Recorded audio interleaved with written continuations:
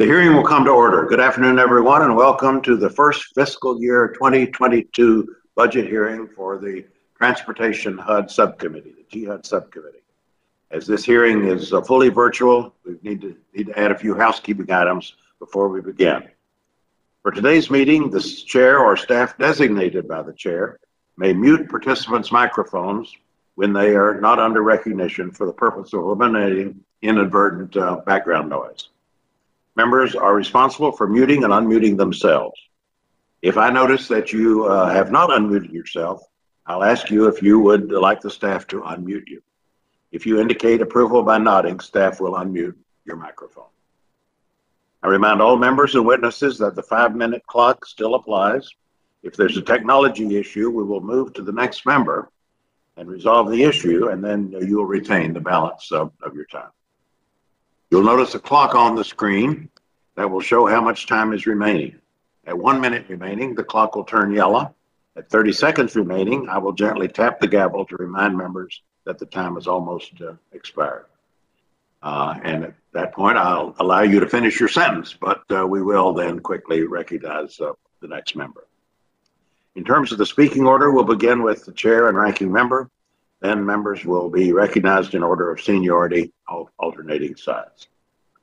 Finally, House rules require me to remind you that we have set up an email address to which members can send anything they wish to submit in writing at any of our hearings or markups.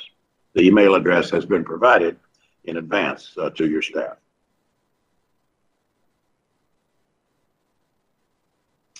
I want to welcome Secretary Buttigieg. This is your first appearance before the THUD Subcommittee. And although we're gathering in a virtual format, I know we're going to have a productive conversation.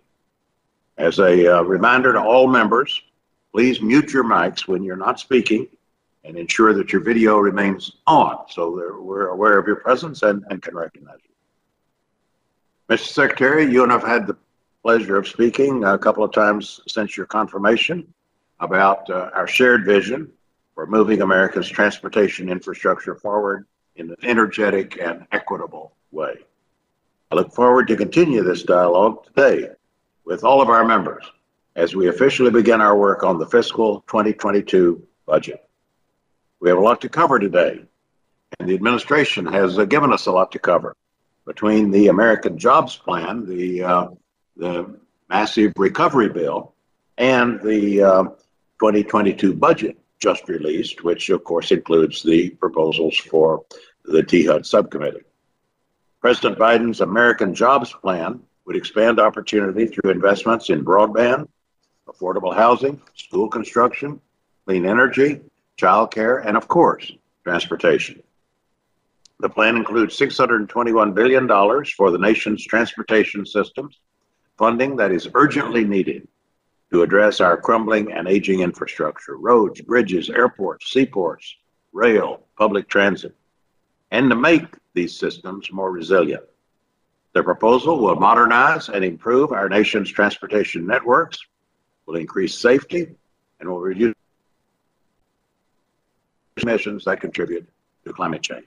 There's no question our country requires a massive investment to repair structurally deficient bridges and to restore transit systems to a state of good repair, to improve our ports, and to build new airport runways, not only to safely connect people to work and school, but also to attract job-creating industries that help us build a strong economy, remain competitive economically, competitive globally.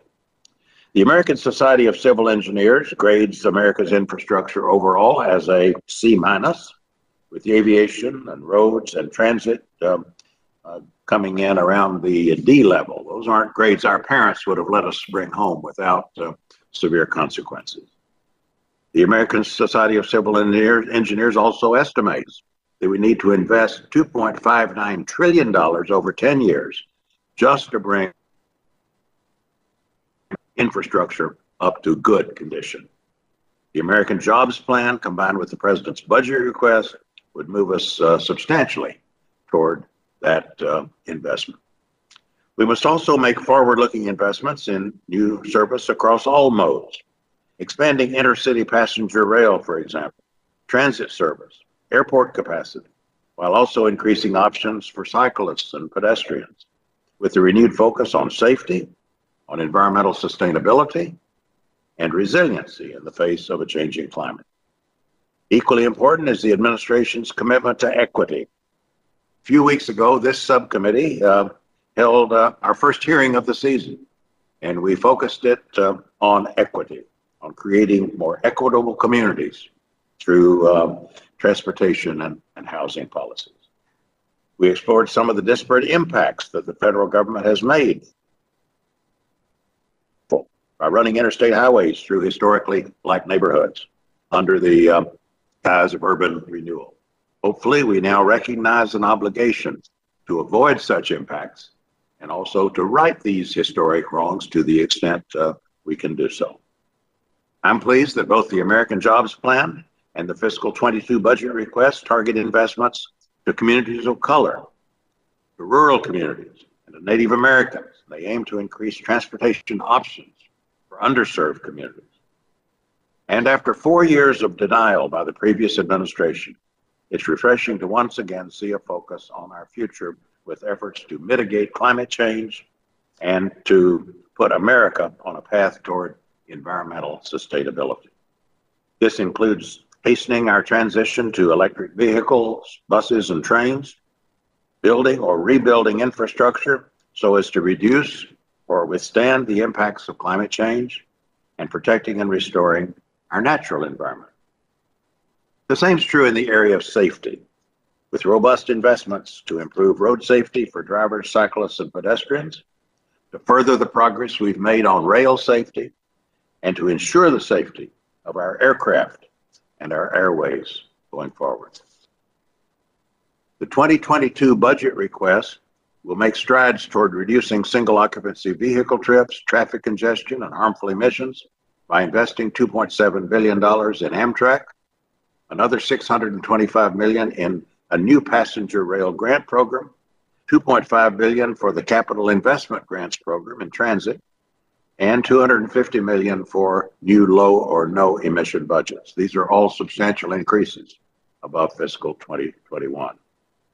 And the proposal makes critical investments in technical assistance and capacity building to underserved communities through the Thriving Communities Initiative, building on the bipartisan work that this committee has done over the past several years to support communities of persistent poverty. Overall, the budget request dedicates $25.6 billion in discretionary resources to take care of our most immediate needs. So we look forward to working with you, Mr. Secretary, as Congress now turns to drafting legislation and appropriations language to make the American Jobs Plan and the fiscal year 2022 THUD budget realities. We're happy that our subcommittee's work is reflected in much of what you're proposing. Over the past 4 years, Mr. Diaz-Balart and I have occasionally been heard to comment that while others were talking a good game on infrastructure, this subcommittee has actually funded infrastructure. In fact, we've done that. Good down payment, we'd say. We invested nearly $19 billion above authorized levels across all modes of transportation, a significant down payment, and I hope a precursor of both what we now must do and of the cooperative way in which we hope to do it. We're particularly encouraged by the way the administration has picked up on our initiatives, from getting serious about passenger rail to supporting transformative programs, such as the BUILD program, now to be called RAISE, and to addressing resilience and equity in everything we do. So, Secretary Buttigieg, we look forward to your testimony today and to working with you to ensure that DOT has the funding it needs to carry out its important mission. Let me now recognize our ranking member, Mr. Diaz-Balart, for any remarks he wishes to make as we get going. Thank you very much, Chairman Price. And Mr. Secretary, welcome. Welcome to the subcommittee. I look forward to our chance to engage in a conversation about how we can move our nation forward with transportation investments that create jobs and that, frankly, enhance the quality of life of the American people. This hearing is occurring before we have received the full detailed budget request. And so I know, Mr. Secretary, that you take the details of policy seriously, as we do in the subcommittee, and I look forward to engaging with you again once that budget, those budget details are complete. I think our conversation today can be a very productive start to the FY 2022 process. I expect, Mr. Secretary, that you will be eager to follow up with us on your detailed requests, and I look forward to further hearings on this in the coming weeks when we finally have, and you've had the opportunity to hear from your modal administrators. The chairman and I have, as he mentioned, have worked together to make measurable improvements that really directly improve the everyday lives of our constituents, including ports, bridges, rail, and transit, just to name a few. For FY 2022, I know that we're going to continue to work together on this committee to build on that progress. Now, once we get your full budget request, we'll be able to evaluate line by line, how each of the programs at DOT can build on the progress that this subcommittee has made in the last few years. This committee, by its very nature, works within limits, obviously. So that means that we have to make some difficult choices, and that we can only fund programs that demonstrate we can and should only fund programs that demonstrate results, real tangible results for the American people. So as you work with us, Mr. Secretary, I urge you to recognize that we are tasked with making difficult choices, balancing priorities. Not every wish or every initiative will or should get funded, but we can work together to find a balance and meet our nation's most pressing transportation needs. I would note that we also have to find the right balance between DOT and HUD programs. It's a challenge that this subcommittee has. So I urge you to join us in the hard work of compromise, working together within real spending limits as we move forward on a bipartisan bill for the next fiscal year. I have some concerns, Mr. Secretary, about what appears to be the desire by the administration to move as many programs as possible to the mandatory side of the ledger. Mandatory spending is what's frankly, leading us towards a very, very, very dangerous fiscal future. So and on top of that, the great advantage of discretionary budget items, of the discretionary budget process, is that we actually have an opportunity to annually review programs in this committee. We can find out what's working and what is not, and adjust spending accordingly, something that obviously is not easily done in the mandatory side of the ledger. In this way, again, the discretionary appropriations process is designed to keep the taxpaying public's their needs, because it's their money, foremost in mind. And we should never forget that each and every dollar spent is not the government's money, it's the people's money, the American people's money. So as we evaluate the proposals for 22, I believe we should resist any attempt to centralize decisions at DOT. And Mr. Secretary, I support your goals to build a more resiliency into transportation programs and to expand, obviously, opportunity wherever we can. However, I would oppose using these goals as an excuse to add layers of bureaucracy and new complicated criteria to transportation programs. So I believe we can meet these goals while at the same time reducing the regulatory burden, which is strangling the American people, and speed up the time it takes to get construction crews on site, actually repairing and rebuilding our shared infrastructure. State and local decision-making has been central to many of the programs in this bill. Your summary budget indicates that you intend to create some new discretionary programs while reducing programs that send dollars out to the states. So once we get further details, I clearly intend to work to ensure that any new program does not erode local decision-making. Mr. Secretary, as a former mayor, I'm sure you appreciate that the best decisions are those that are made at the local level. It's something that I strongly believe. This is a subcommittee that reflects the country. Every region of the country is represented on both sides of the aisle from both parties. I think you will find a good working partnership with this committee. I look forward to working with you and to further engaging with you once we receive your full budget proposal. Again, Mr. Chairman, I obviously look forward to working with you as I have for the last number of years. It has been a great partnership.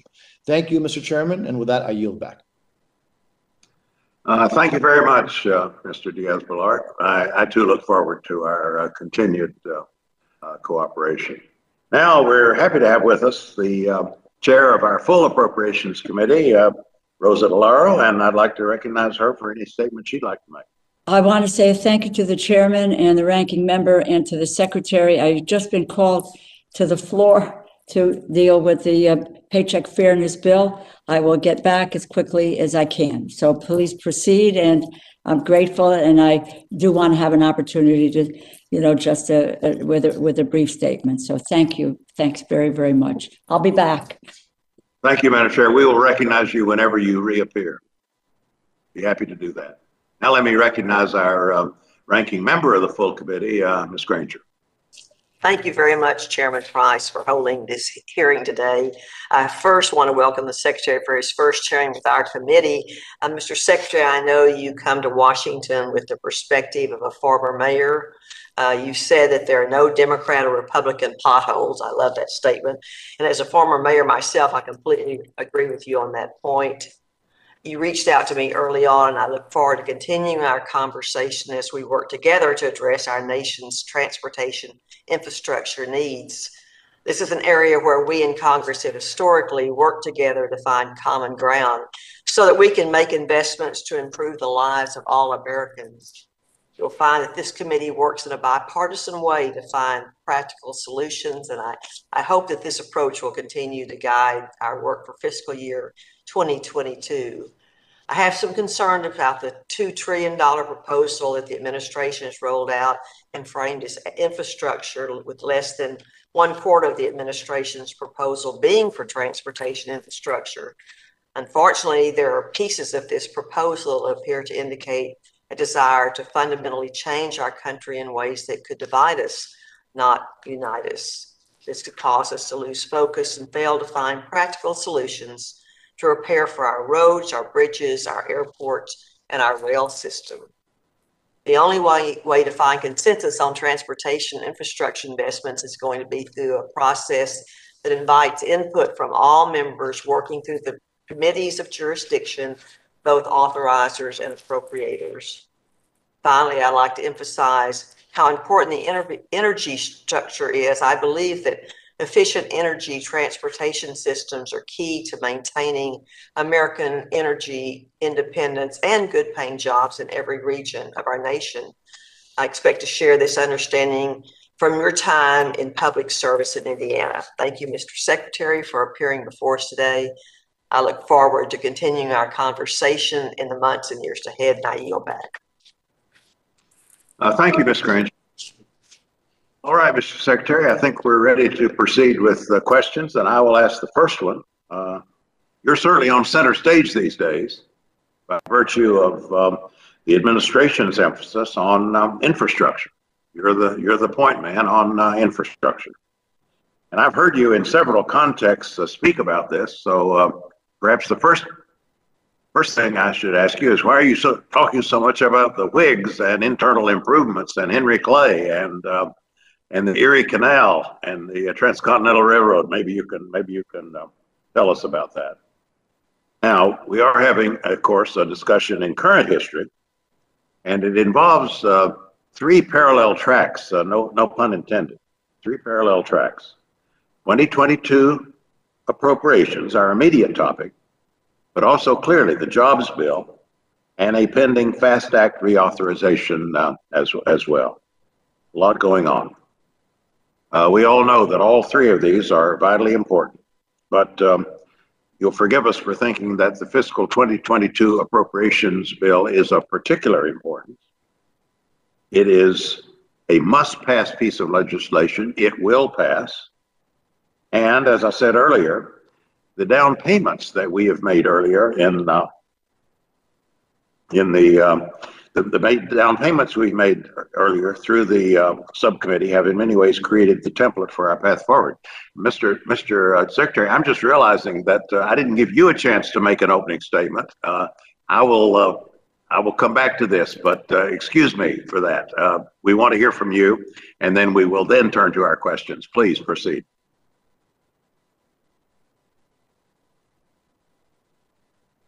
He'll have to unmute. All right, are we there?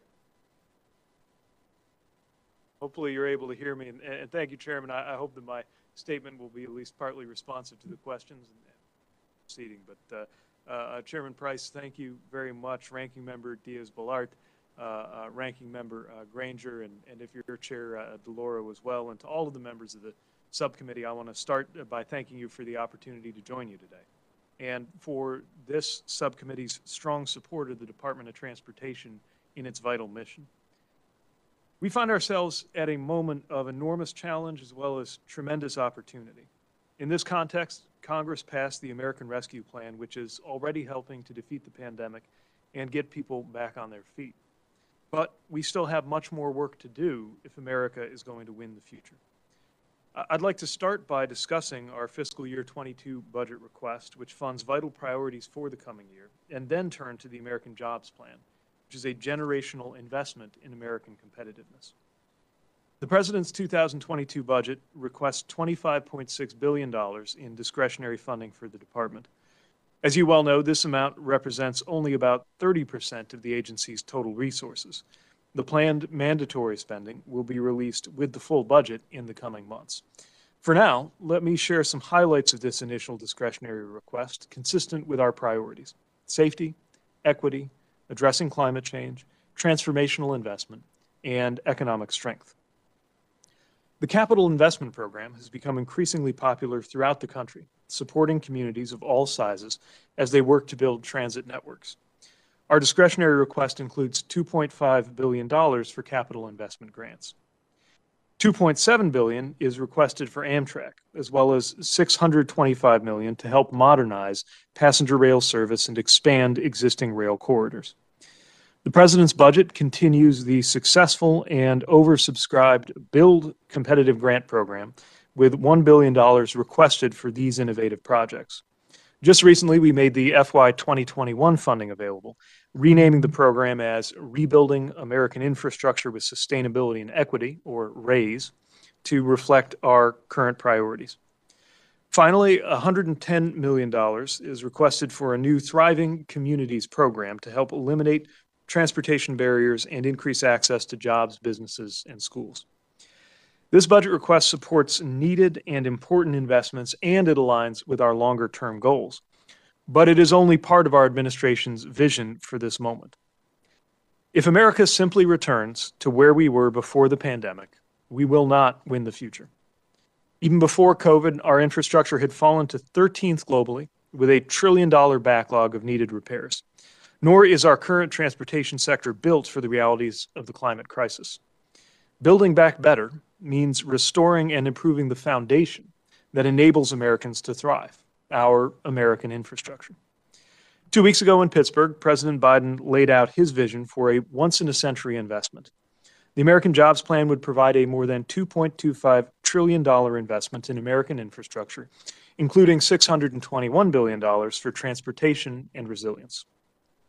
This plan includes $115 billion to modernize more than 20,000 miles of roads and 10,000 bridges.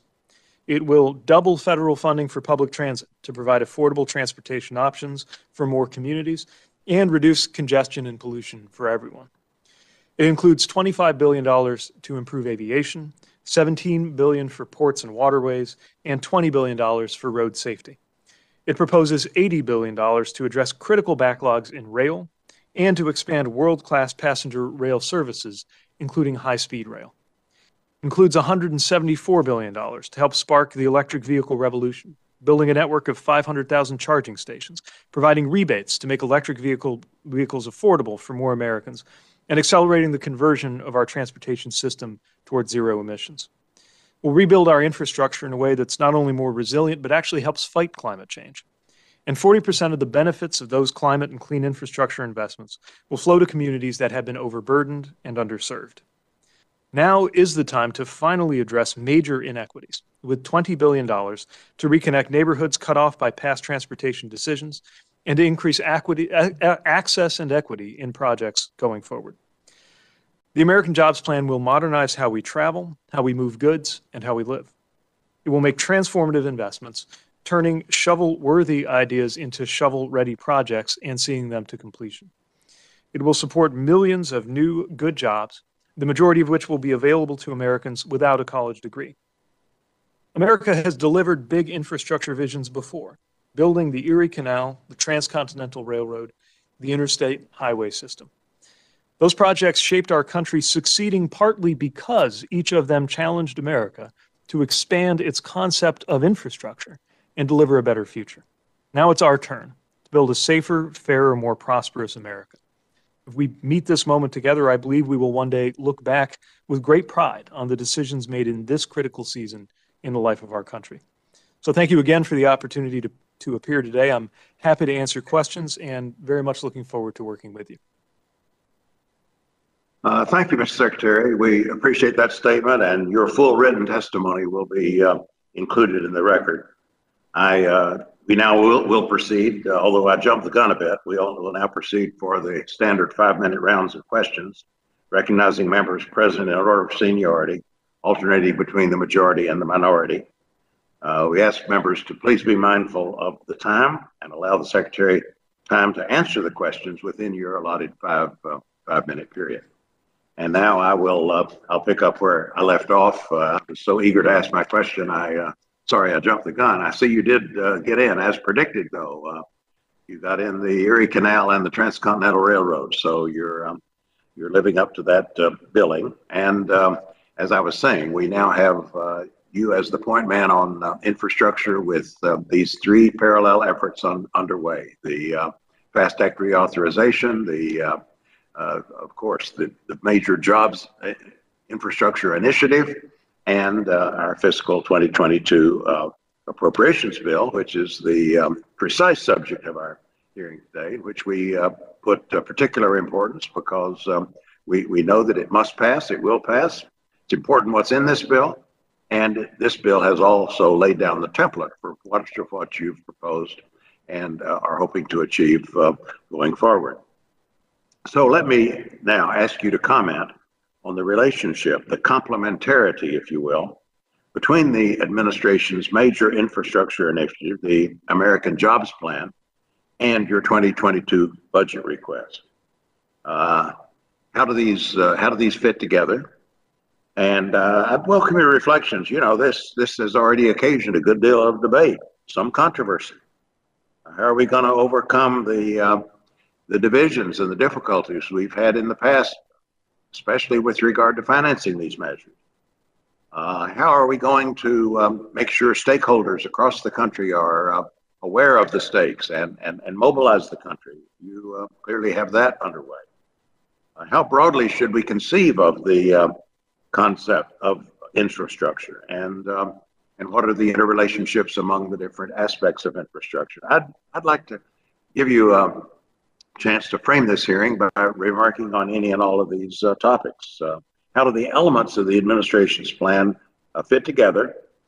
And what's new? This has been a decade-plus struggle to get this investment going.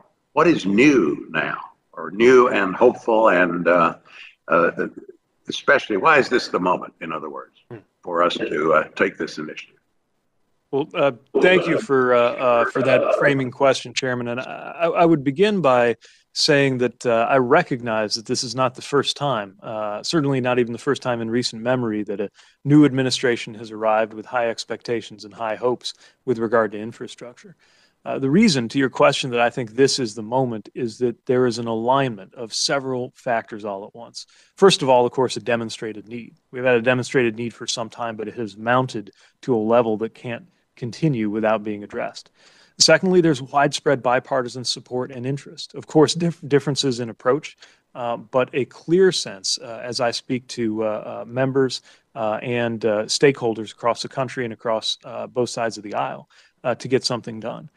We have in President Biden a president who is exceptionally focused and committed to infrastructure improvements in this country. And I think we have economic conditions that call for us to act and provide us with the means to do so. I think that to your question about how the pieces fit together, I would suggest that many of the things we're talking about in this budget request reflect a term I heard once or twice in the introductory remarks, the idea of a down payment, a beginning on investments that we know we'll need to make on a larger order to really meet the moment. But of course, we need to make sure that in this appropriation, we have those tools that'll position us to continue to build in that direction.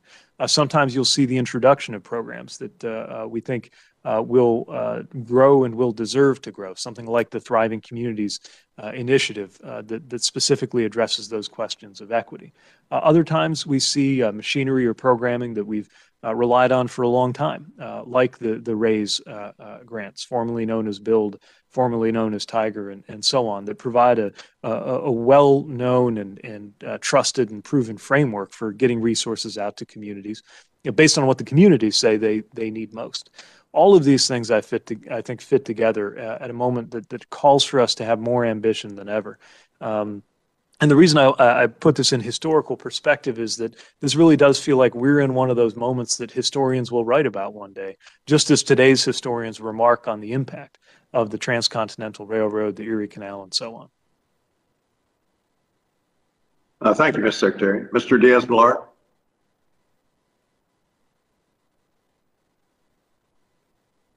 Mr. Chairman, thank you very much. Mr. Secretary, our transportation dollars are mostly managed at the state and local level, whether through state departments of transportation, airport authorities, transit agencies, et cetera. As I mentioned in my opening remarks, I would be concerned if the administration moves towards more centralized decision-making in these programs. Some of the new programs outlined in the infrastructure plan would seem to require a more centralized government, the Washington-based approach. So a couple of questions here, Mr. Secretary. How would you design these programs to ensure that we continue to put a high priority on local decision-making? And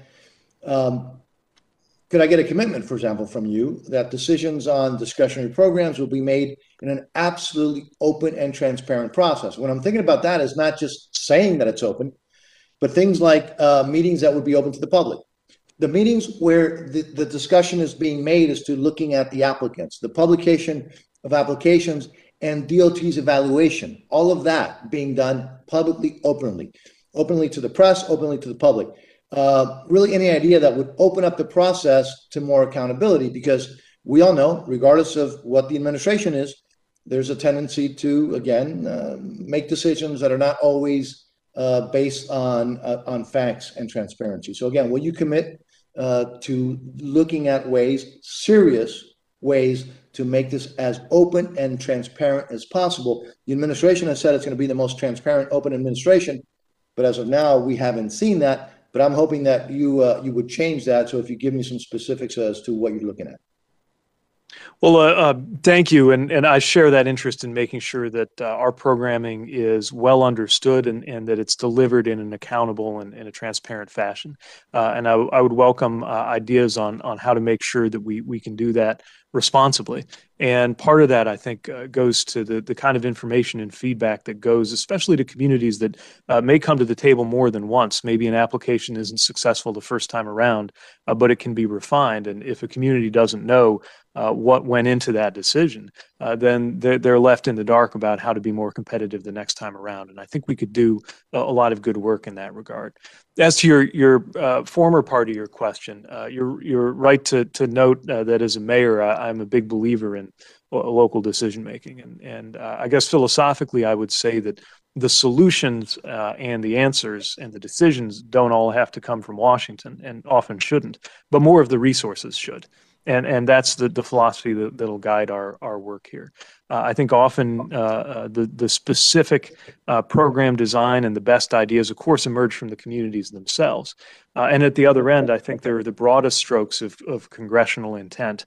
Where I'm trying to position the department to translate between those two things is to offer criteria and explanations of how we're putting those congressional directives and dollars to work in a way that makes them specific enough that a community can get their arms around them when putting together a proposal, but not so specific that they're one size fits all or somehow arrogate to the department a responsibility that really belongs with Congress in the authorizing language. And again, welcome feedback and thoughts on how to strike that right balance so that we can be specific enough to be user-friendly, flexible enough to be responsive to those local needs and local ideas. I appreciate that. And so some of these, ideas that I, kind of roughly threw out there about, total transparency and openness and in the public's view is, I just want to make sure that you don't think those things are crazy. And obviously I'm not asking for you to commit to a specific issue because I'm not throwing out any specific proposals, but the concept of absolute transparency and doing things publicly, including when those decisions are being made, not just when they're being announced, is something that you don't seem to have any objection to. Would that be accurate? Well, I will say that when I was a mayor, if we were putting forward an application to a federal program, I'm not sure it would have been to the benefit of our community to have a camera in the room when people were evaluating our application in candid terms before we as a community would have heard what they thought. So I want to make sure we have an appropriate balance there. But again, I'd be very open to ideas on how to make things more transparent and accountable than they are today.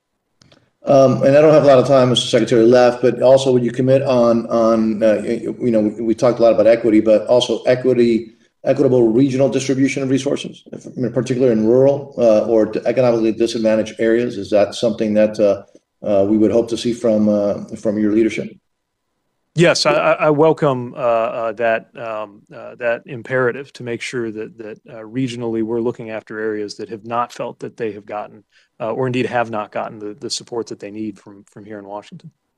Mr. Secretary, again, we can never forget rural areas. And so I appreciate that, Mr. Chairman. I try to stay on the clock, so I yield back.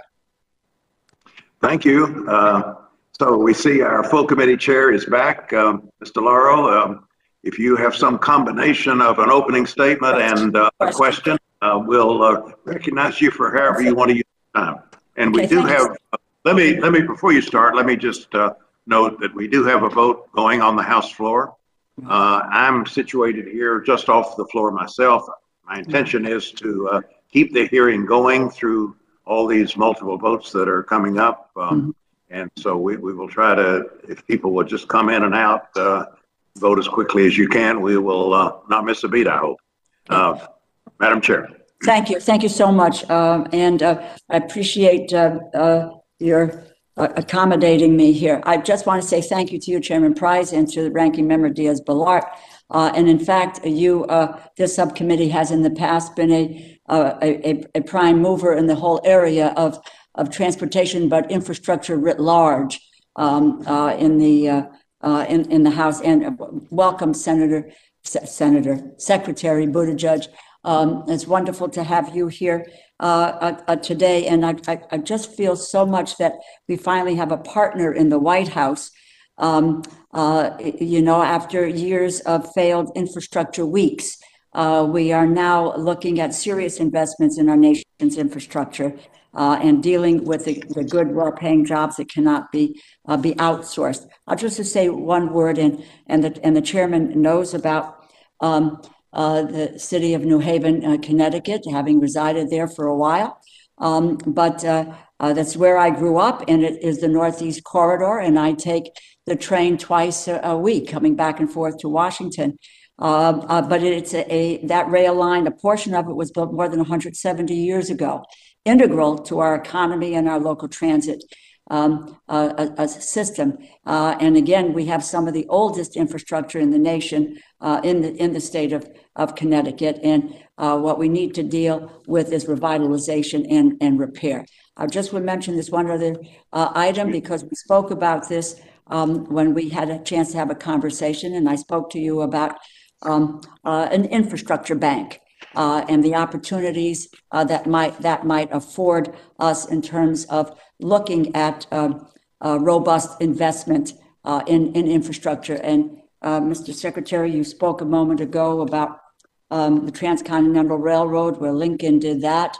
Eisenhower did the roads, and others have, and we did rural electrification and all of those efforts.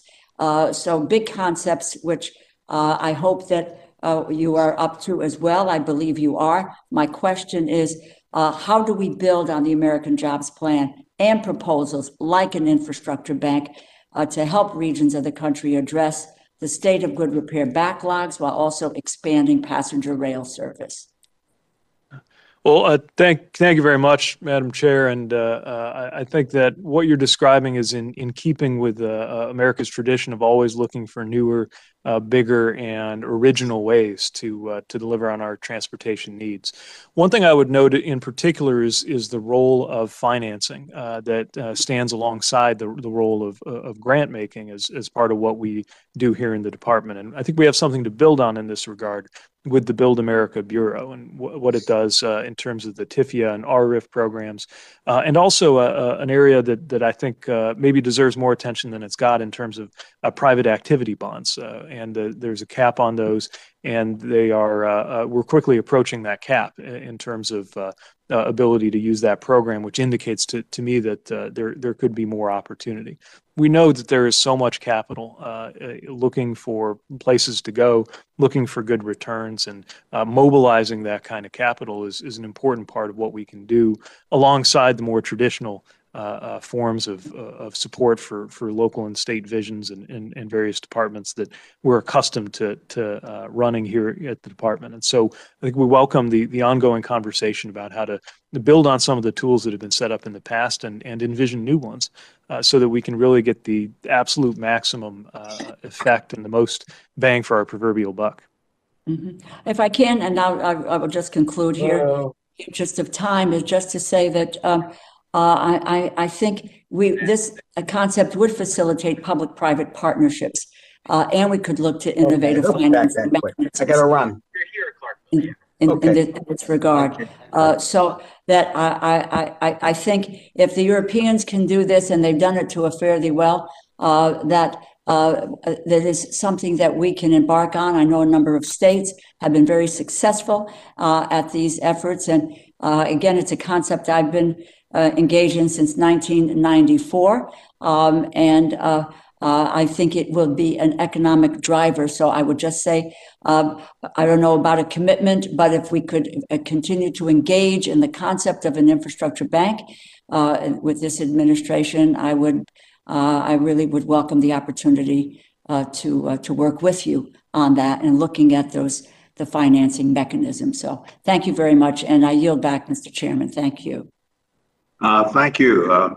Ms. Granger, let me say I'm going to turn the chair over for a few moments to Mr. Quigley while I go vote. But in the meantime, we'll hear from the ranking member of the full committee, Ms. Granger. Thank you. The pipeline industry plays a critical role in providing affordable and reliable energy to Texas and Americans everywhere. The most recent pipelines bill directed the Department of Transportation to update older regulations to reflect modern technologies and practices. I'm concerned that the administration is prioritizing the hiring of lawyers over engineers in this program. Can you please give us a status of your efforts to implement this legislation, including the hiring of engineers with pipeline safety expertise? Well, thank you. One of the most important, if least well publicized functions of our department, as you know, is our responsibility through PHMSA to look after the safety and effectiveness of America's over 2 million miles of pipeline. We have been working to implement the Pipes Act, the new one, since it was passed in December, and appreciate the congressional attention to this. So just to make clear, we are focusing both on hiring and on retention. So with regard to hiring, we're hiring 20% more inspectors to be able to look after pipeline safety. Again, thanks to Congress's support in the Pipes Act. as well as other areas where we have needed to make sure that our staff keeps up the need. We're also working to make sure that we can improve compensation for employees because there has been a struggle in the past for PHMSA retaining pipeline technicians and engineers because our compensation packages haven't kept up with the offerings in the private sector. So with a focus on both retention and hiring, we think PHMSA would be positioned to assure more timely repairs to meet its mission of improved safety and to reduce environmental impacts, which is, of course, very important and also reflected in the congressional directive. And now we do also have attorneys coming on in order to help implement the dozens of new regulatory mandates in the PIPES Act. And we'll also be continuing to update Congress on the progress, both in terms of the staffing side and in terms of the outcomes that I know are so important. They didn't answer my question, but I'll try again. Second question, I'm proud to have worked with my colleagues to ban the use of the Department of Transportation funds to purchase rail cars from Chinese state-owned companies. In your review of DOT programs, have you found any other areas where we should be concerned about federal dollars being used to give unfair competitive advantage to Chinese-owned enterprises? Sure. So, again, this is a national security concern, as well as a concern consistent with the president's directive that we focus on Buy America in everything that we do. And the DOT is committed to implementing the law that directs us to do this. In particular, there's been concern about the China Railway Rolling Stock Corporation and then the Build Your Dreams company on the bus side. And in both of those regards, we're working to make sure we're meeting those mandates. With regard to others, we'll certainly be attentive to any concerns raised by Congress. But let me also mention that, again, there's the national security layer with regard to Chinese companies specifically, but also simply a directive to tighten up the Buy America provisions so that an American provider always comes first, is always first in line. And as you know, with the president's directive in the executive order, we are finding department-wide ways to make sure that we make good on that. Thank you. We'll watch that carefully. Thank you. As Chairman Price said, while he is voting, I get to, I guess, act as chairman, and drunk with power, I recognize myself. Mr. Secretary, welcome. You and I spoke briefly the other day about the future of public transit coming out of COVID. And as we know, it has had its impact. It's reduced use pretty dramatically. And there are those out there suggesting that it's they question the building transit and rebuilding public transit at this time. Can you give us a little sense of where you are and how we move forward coming out of how public transit comes out of COVID and its future? Well, first, I want to again acknowledge and thank Congress for the American Rescue Plan, because that really helped a lot of our transit agencies come back from the brink. They had taken such blows in terms of revenue during COVID that many of them were looking at route reductions, they were looking at layoffs, they were looking at furloughs, and we've been able to not only promise help is on the way, but begin a process of getting it out to those agencies. But as your question rightly notes, there are longer term impacts yet to be fully understood, not only from the pandemic and its immediacy, but from possible changes to commuting patterns that have been I think accelerated, but maybe would have been happening for a long time. In no way do we believe this points to a diminished need for transit. On the contrary, as we look to the future, we're going to continue to see a need for Americans to have many options in terms of how they get to work, how they get to school, how they get around their community. And when you think about the added layers of equity, knowing that transit riders are more likely to be from overburdened or disadvantaged communities, when you consider the climate effects and just the difference it makes if you don't have to drag 2 tons of metal with you to where you're going, and the kinds of housing developments that are going on with an eye toward transit. All of this points toward a continued major need and major benefit for transit in our economy. It's one of the reasons why we're proud not only to continue in the budget to support transit, but that the American Jobs Plan includes the resources to double our commitment to transit, not just in the biggest cities, but in communities across the country. Yeah, Dorval Carter, the head of the Chicago Transit Authority, testified at the last hearing that we had. And I know my friends at the Chicagoland Chamber of Commerce are going to be asking you to come talk about that in June, because it's obviously so important to Chicago. Have you started to talk about, how transit has to adapt and bring people back, what the issues are that people were concerned about besides spatial issues and cleanliness and so forth? Well, as with any mode of transportation, first and foremost, people need to know that they're safe. And whether we're talking about a safe return to the skies and seeing air travel demand pick up, or whether we're simply talking about buses and subways, making sure that that is a reality that is also matched by a perception is among the very first things that we did with the president's orders backing us to pursue things like mask mandates. Looking forward, I think we also need to position transit as a means of choice for getting around, not only for a commuter who doesn't have an alternative, but as simply the best way to get from point A to point B for many people on many trips. And we do want to work with transit leadership in the various local authorities as they're pursuing ways to demonstrate that and support that kind of innovation. Because again, we recognize that commuting patterns in the future won't look like the past, but our expectation is that those differences will only point that much more toward the value of robust transit. I appreciate that, Mr. Secretary. I see the chairman is back. The coup is over. I relinquish my authority. Thank you. Thanks very much. Well, thank you, Mr. Quigley. Thank you, Mr. Secretary. Now we turn to Mr. Womack. Thank you, Mr. Chairman. And Mr. Secretary, Mayor Pete, not real sure what you prefer to be called. I know people call me Congressman, but it's always an honor when people call me Mayor because we share that in common. And it is good to see someone at the head of one of our key agencies that has experience in the institution of government that actually works. And I know you did a terrific job there as mayor. Look, I want to real quickly address passenger rail, specifically the administration's plans for sharp increase in federal funding for Amtrak and other intercity passenger rail projects. Now that we all know that the president has a special affinity for Amtrak, but as you know, the demand for passenger rail outside the Northeast Corridor is still pretty low.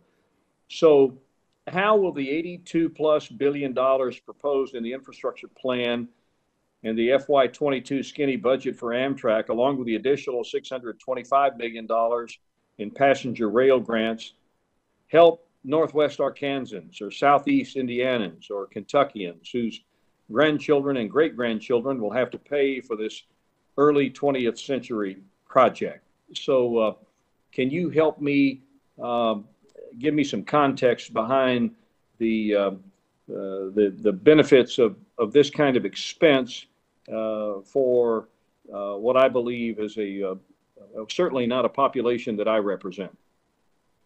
Well, first of all, like you, I'll always answer to Mayor. So thanks for reminding me of that. And I think we share that in common. We believe that Americans shouldn't have to settle for less than the citizens of other developed countries when it comes to access to quality passenger rail. And the American Jobs Plan reflects a major commitment in two regards. First of all, to improve what we've got. Because we know that there is a large and mounting backlog in terms of just the maintenance of our resources, but also in terms of expanding to create better ability to get around places by rail. And I appreciate very much your question because I think, often in the public imagination, people think about places like perhaps the Northeast Corridor, which is where we have the most density of passengers. And certainly that's very important to the U.S. economy.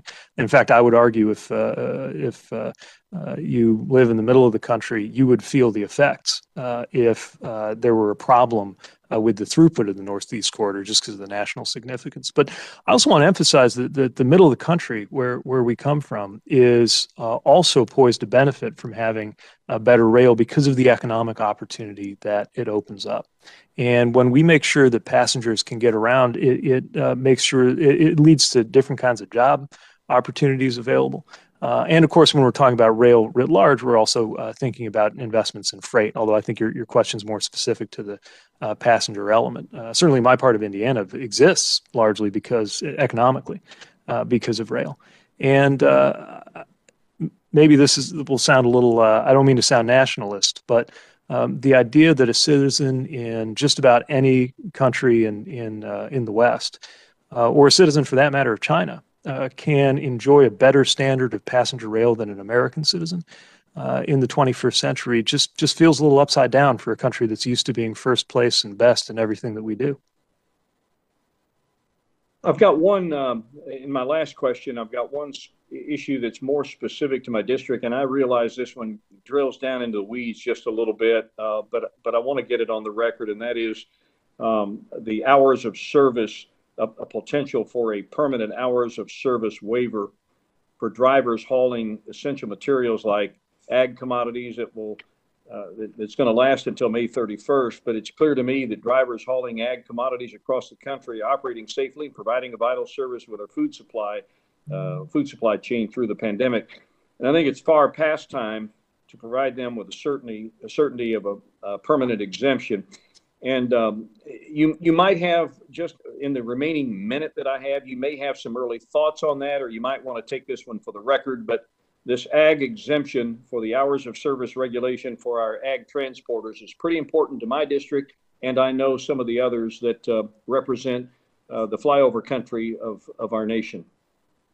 I'll do my best to give you the 20-second answer, and then we can follow up in more detail. But certainly we believe that our policies need to recognize the difference, especially if you're transporting livestock, for example, and can't pull over in the same way as if you were transporting cardboard boxes without some serious consequences. And we try to make sure the hours of service reflects that with some of the exemptions that exist. We'll look specifically into the waiver that you're referring to with the March deadline, but also want to work with you to make sure that we have good flexibility, but balance that, of course, with the fundamental reason we have hours of service rules, which is passenger and traveler safety. Yeah, look forward to those conversations. And Mr. Chairman, I'm going to yield back my time. Thank you so much. Thank you, Ms. Clark. Thank you so much, Mr. Chairman and Mr. Secretary. We are so proud and honored to welcome you to THUD. We are excited about the work you're doing. And I want to thank you for the way you are explaining how critical these investments are in the American people. And I think you're absolutely right. I've heard you say it before. This is the opportunity of a lifetime. And let's make it by helping the American people not only get out of this pandemic and the economic fallout from it, but make those investments for the future. And I want to follow up on my colleagues' questions. Congressman Womack was talking about rail and what it means to places outside of where Amtrak may be. And I wonder if you could talk about an investment in rail, and is this part of your strategy to help reduce gas house emissions? Can we do it with just cars alone, or is rail a critical piece? Well, thank you for that. I think there's no question that rail has to be part of our strategy. And one of the things that we're really excited about in the discretionary budget before you is the establishment of the PRIME program, which stands for Passenger Rail Improvement, Modernization, and Expansion. As I mentioned, that contemplates a $625 million investment. I just want to make clear that that is available to Amtrak, but not only about Amtrak projects, because there are so many city pairs around the country that would benefit from new or enhanced passenger rail service. It can be so much more efficient, not just in terms of climate, but just in terms of a family budget or in terms of time. I think most of us actually, we don't experience a commute in terms of miles. We experience it in terms of minutes. And we can take a larger number of miles and turn it into a shorter number of minutes. also with a lot less tonnage moving around if we have the right kind of rail network. Other countries have benefited from this. The U.S. has benefited from this in the places where we've taken it seriously, but it's clear we've got to do more, and we view this discretionary budget as a down payment on the bigger vision in the jobs plan. Yeah, well, thank you for that. And yeah, in the Boston area near my district, we measure commutes in hours. So we are definitely invested in speeding up rail. And that brings me to my next question, which is high-speed rail. In the United States, talking about comparative rail systems, we virtually don't have high-speed rail. The Acela line in the Northeast can only reach 150 miles per hour for 34 miles of its 457-mile span. How would the funds proposed in the American Jobs Plan and in your budget be used to increase the availability of high-speed rail? Well, as you note, we would benefit from having more options available to Americans in this regard. And we do think that with the resources, part of that $80 billion contemplated in the jobs plan comes a historic opportunity to set up some of the routes that will help to not only open up the specific transportation possibilities where those routes lie, but also just demonstrate that America could lead the world in this if we chose to by beginning to actually do it. Seeing, I think, is often believing. And we know there's interest in this because in 2009, when the Recovery Act gave states a shot at $10 billion in funding, 39 states wound up coming in with requests for nearly $75 billion in funding. So we know there's support, we know there's interest, we know there's potential. And I would add that, you know, we've gone for quite a while as a country with a dedicated trust fund for airports, a dedicated trust fund for highways, but rail funding has been a little more uncertain. This is a way to make sure that we are not just making up for lost time, but I would say actually starting to get ahead and doing it in a way that, again, creates more and better opportunities for Americans who will benefit economically and just benefit in terms of quality of life from having access to true high-speed routes. And in my closing, under a minute here, I just want to thank you for having equity as your through line. And if you could briefly explain the Thriving Communities Initiative pilot program and how you think it will help advance transportation equity.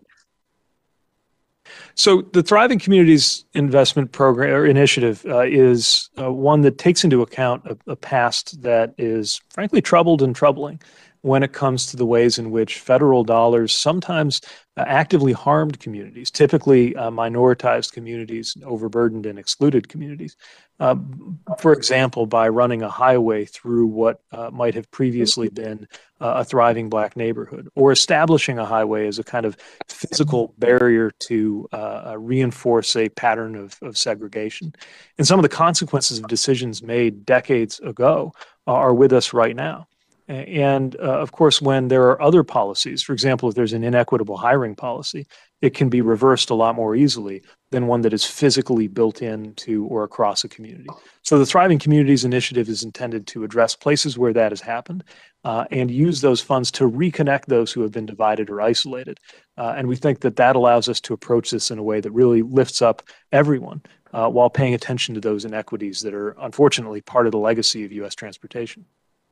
Thank you. I am over my time. Yield back, Mr. Chairman. Thank you. Mr. Garcia.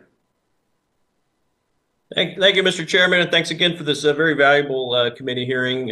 Thank you, Mr. Secretary, for your service, not only in this capacity, but in your prior roles, especially with the Navy. We share that background and really appreciate your service. I just want to make a few comments and kind of get your take on things. These numbers are big, right? These budgets that we're talking about are large. I think we've become a little numb to units of dollars that start with T's because of how many packages that start with trillion dollars of funding behind them we've had in the last year as a result of the pandemic and our investment decisions. I'll go on mute here a second.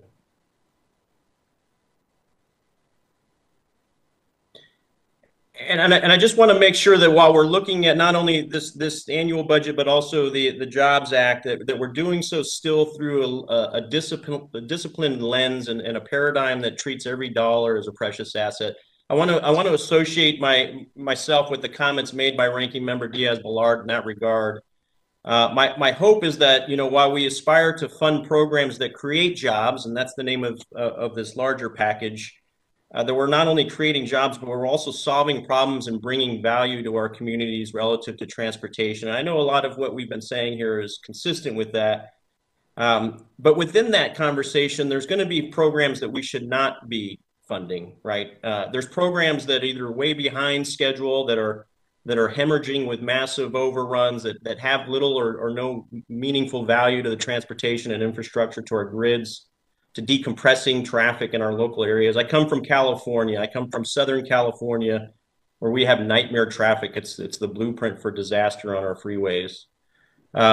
So when we make these trades and these investment decisions, regardless of how much money we have, there are still programs that don't make sense. And in California, we do have an ongoing high-speed rail project.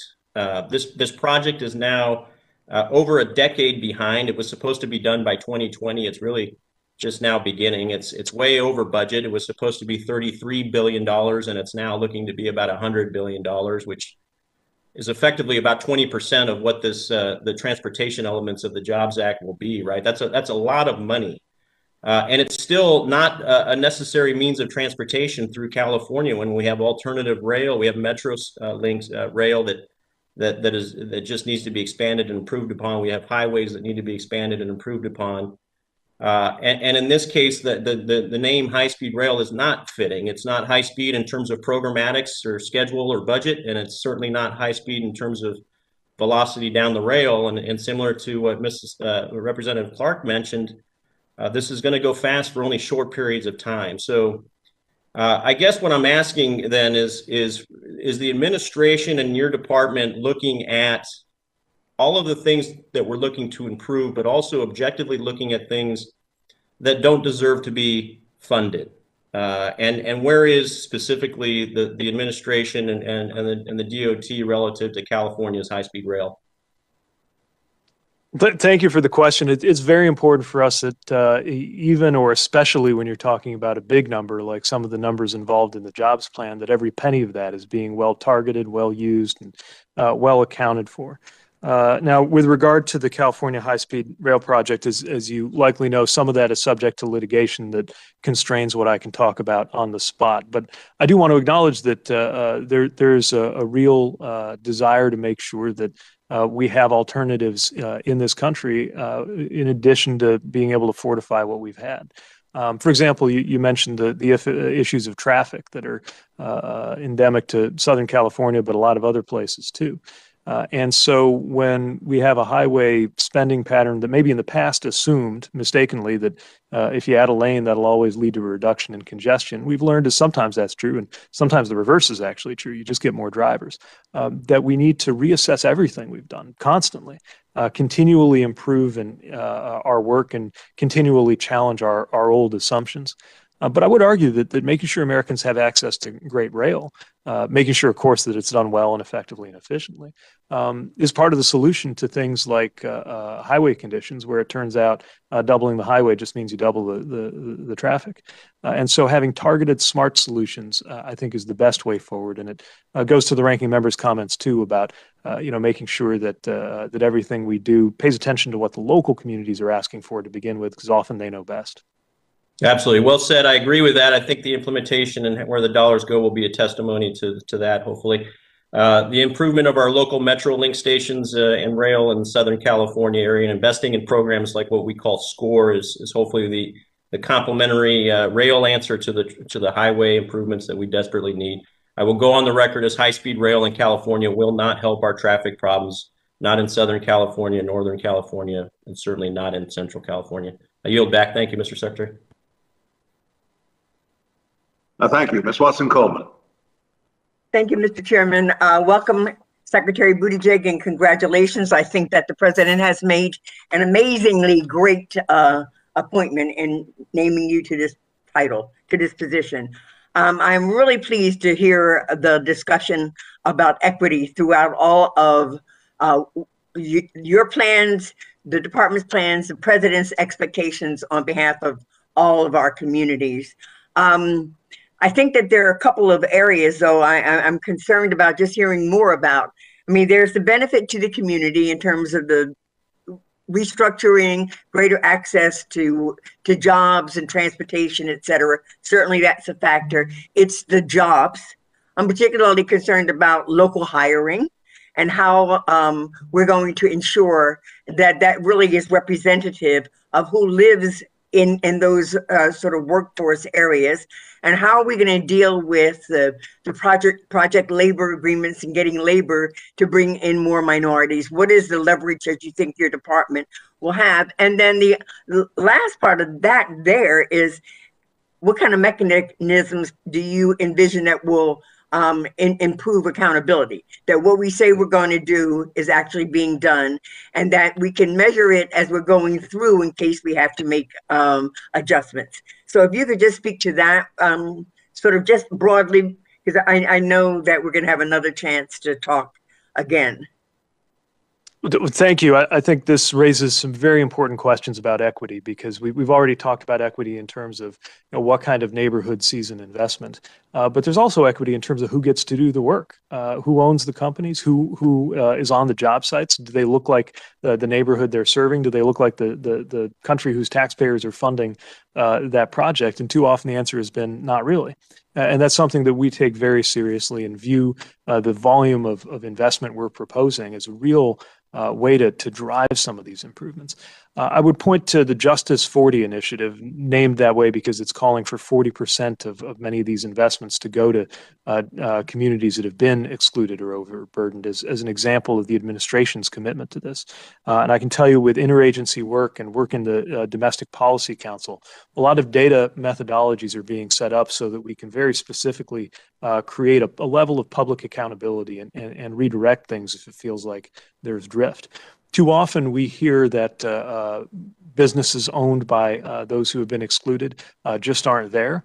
I don't think we can accept that as an excuse, because we have to ask where that capacity ought to be and what it would take to build it. As you note, sometimes we're doing better in terms of creating union jobs than we are in making sure that there have been apprenticeship or other pathways to make sure that more workers of color and women are part of those unions, getting the advantage of those pathways into the middle class. And so we do think, with that as a policy focus for the administration, we can drive a lot of progress and improvement in that regard. And that's a whole of government effort that we're excited to be part of at the department. Thank you. One thing that I recognize that's really bothered me for years is that I go up and down on 195, 295, 95, always construction being done on those roadways. And rarely do I see any minorities out there working on those projects. And I know that's federal money, and I know that that's wrong. So I do hope that looking at it from this administration's perspective will change that sort of experience that I have coming back and forth. I'm also glad to hear about Gateway is really something that we are looking forward to advancing, and that the EIS should be completed sometime in May. I also recognize that there are a whole bunch of other areas that need to be addressed in terms of who will be doing any mitigation with the EIS, what kind of financials we have, and other questions that need to be answered. And I'm wondering if at this time you could give me any indication of some additional timelines, and if there are any other things that the interested parties could be doing simultaneously while preparing these other areas, that we could kind of move this along, because this is a significantly important undertaking. Thank you. As you note, this may be happening in one specific region, but it has impacts for the entire U.S. economy, and so we recognize the importance of it. And there's also a lot of players involved that we're working to coordinate with. And one of the biggest lifts right now, as you mentioned, is the environmental impact statement. So our goal, working with New Jersey Transit and the Port Authority, is to, as well as the FRA and FTA, come to the table with the Army Corps of Engineers and all of the different players involved. Our goal is to complete the NEPA process by May 28th. as you note, that there are a lot of things that can be happening in parallel with that NEPA process and getting that environmental impact study completed. And those things are also underway. In order to be re-rated, there has to be a transition toward that Gateway Development Commission being completed in terms of all the administrative shifts, as well as identifying funding sources. So there's a lot of moving parts here. We feel good about being on track with the NEPA dimension, and we'll continue to keep you updated with all of the different players as the other project elements take shape. Thank you very much. I know my time has expired. I am yielding back, but I want to say that between your projected budget and the jobs program, the help that we've been seeking and needing and just praying for is finally here. And I am certainly glad that you're a part of that. Thank you. I yield back, Mr. Chairman. Thank you. Mr. Rutherford.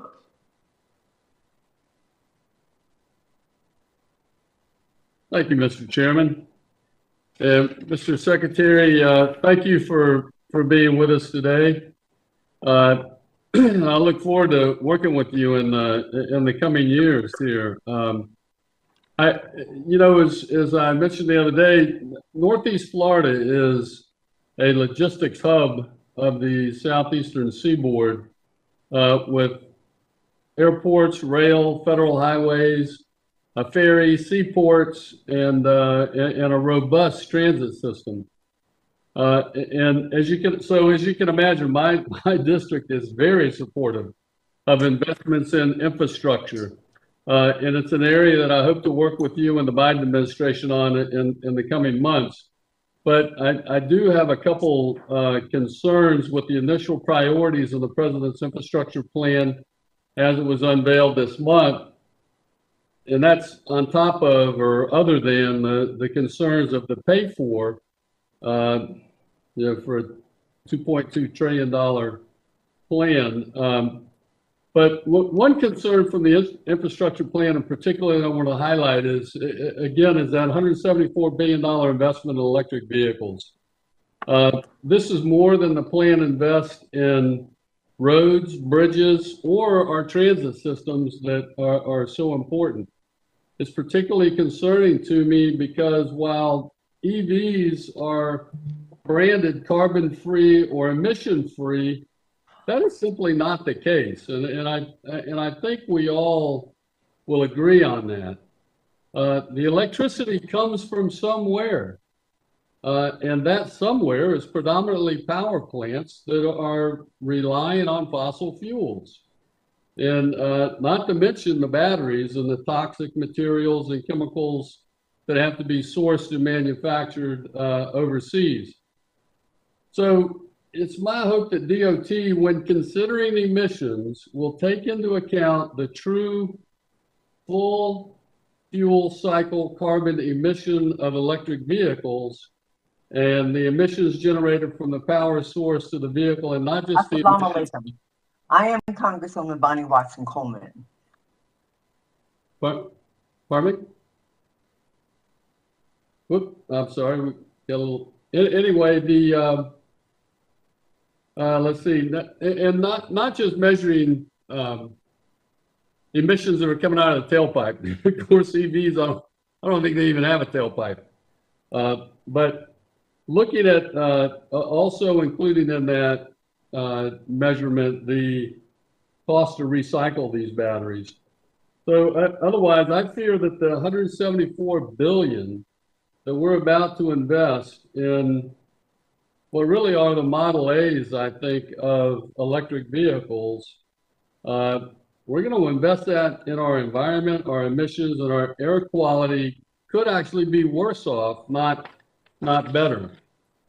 And so my second question, in addition to whether you'll take that into consideration, Mr. Secretary, is on these low and no emission grants, because this is really important. That $250 million for those grants for transit agencies in the low and no emission buses particularly, that amount is going to more than double what we had in 2021.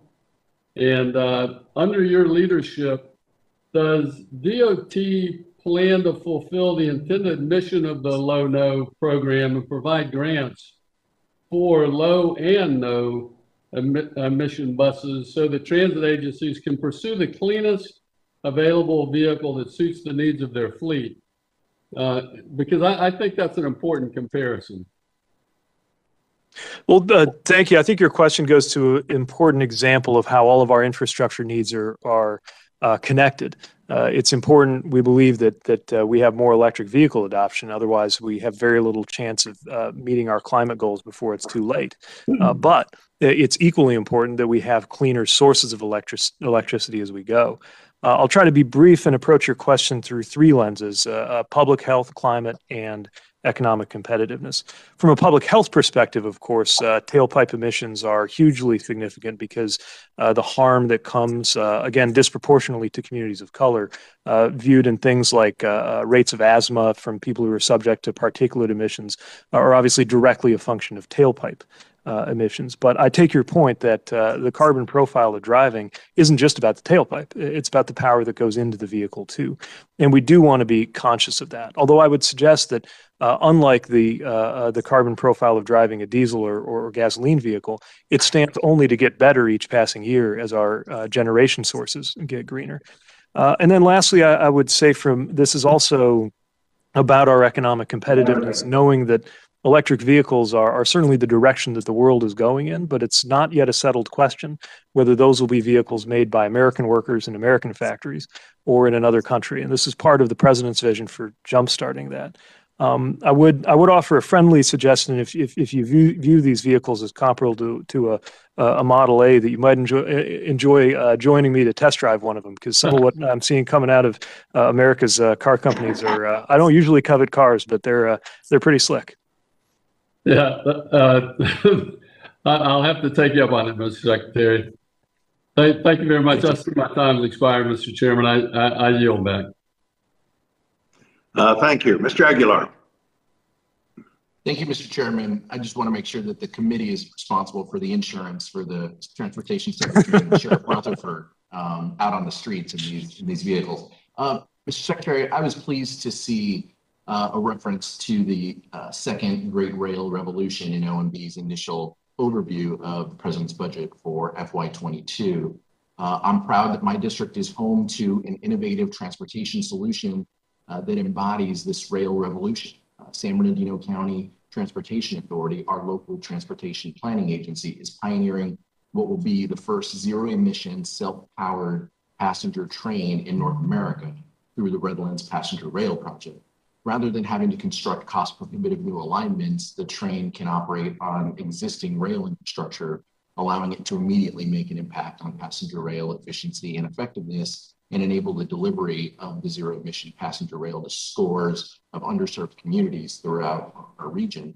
Doing so establishes equity for vulnerable populations, as you've talked about multiple times, and is achievable only with a fraction of the investment seen in traditional light rail infrastructure. This project will reduce traffic and pollution in my region, Southern California's Inland Empire, and is a strong example of rail projects and the federal government should invest in. What options are you exploring with regard to zero-emission passenger rail and low-emission transit to traditionally underserved communities? Well, as we were discussing a moment ago, when we're benefiting a traditionally underserved community, there's really a double benefit with those low or no emissions options. One is that we're simply providing great transportation infrastructure in a way that's climate friendly, but the other is that often we're mitigating some of the immediate public health harms that would be caused by the emissions from some of what we had been relying on in the past. So these are the kinds of things that I think fuse together what the president's Justice 40 vision has to say with some of what we're entertaining in terms of whether it's the low-no program on the buses or whether it's the rail budget and rail work we're hoping to do.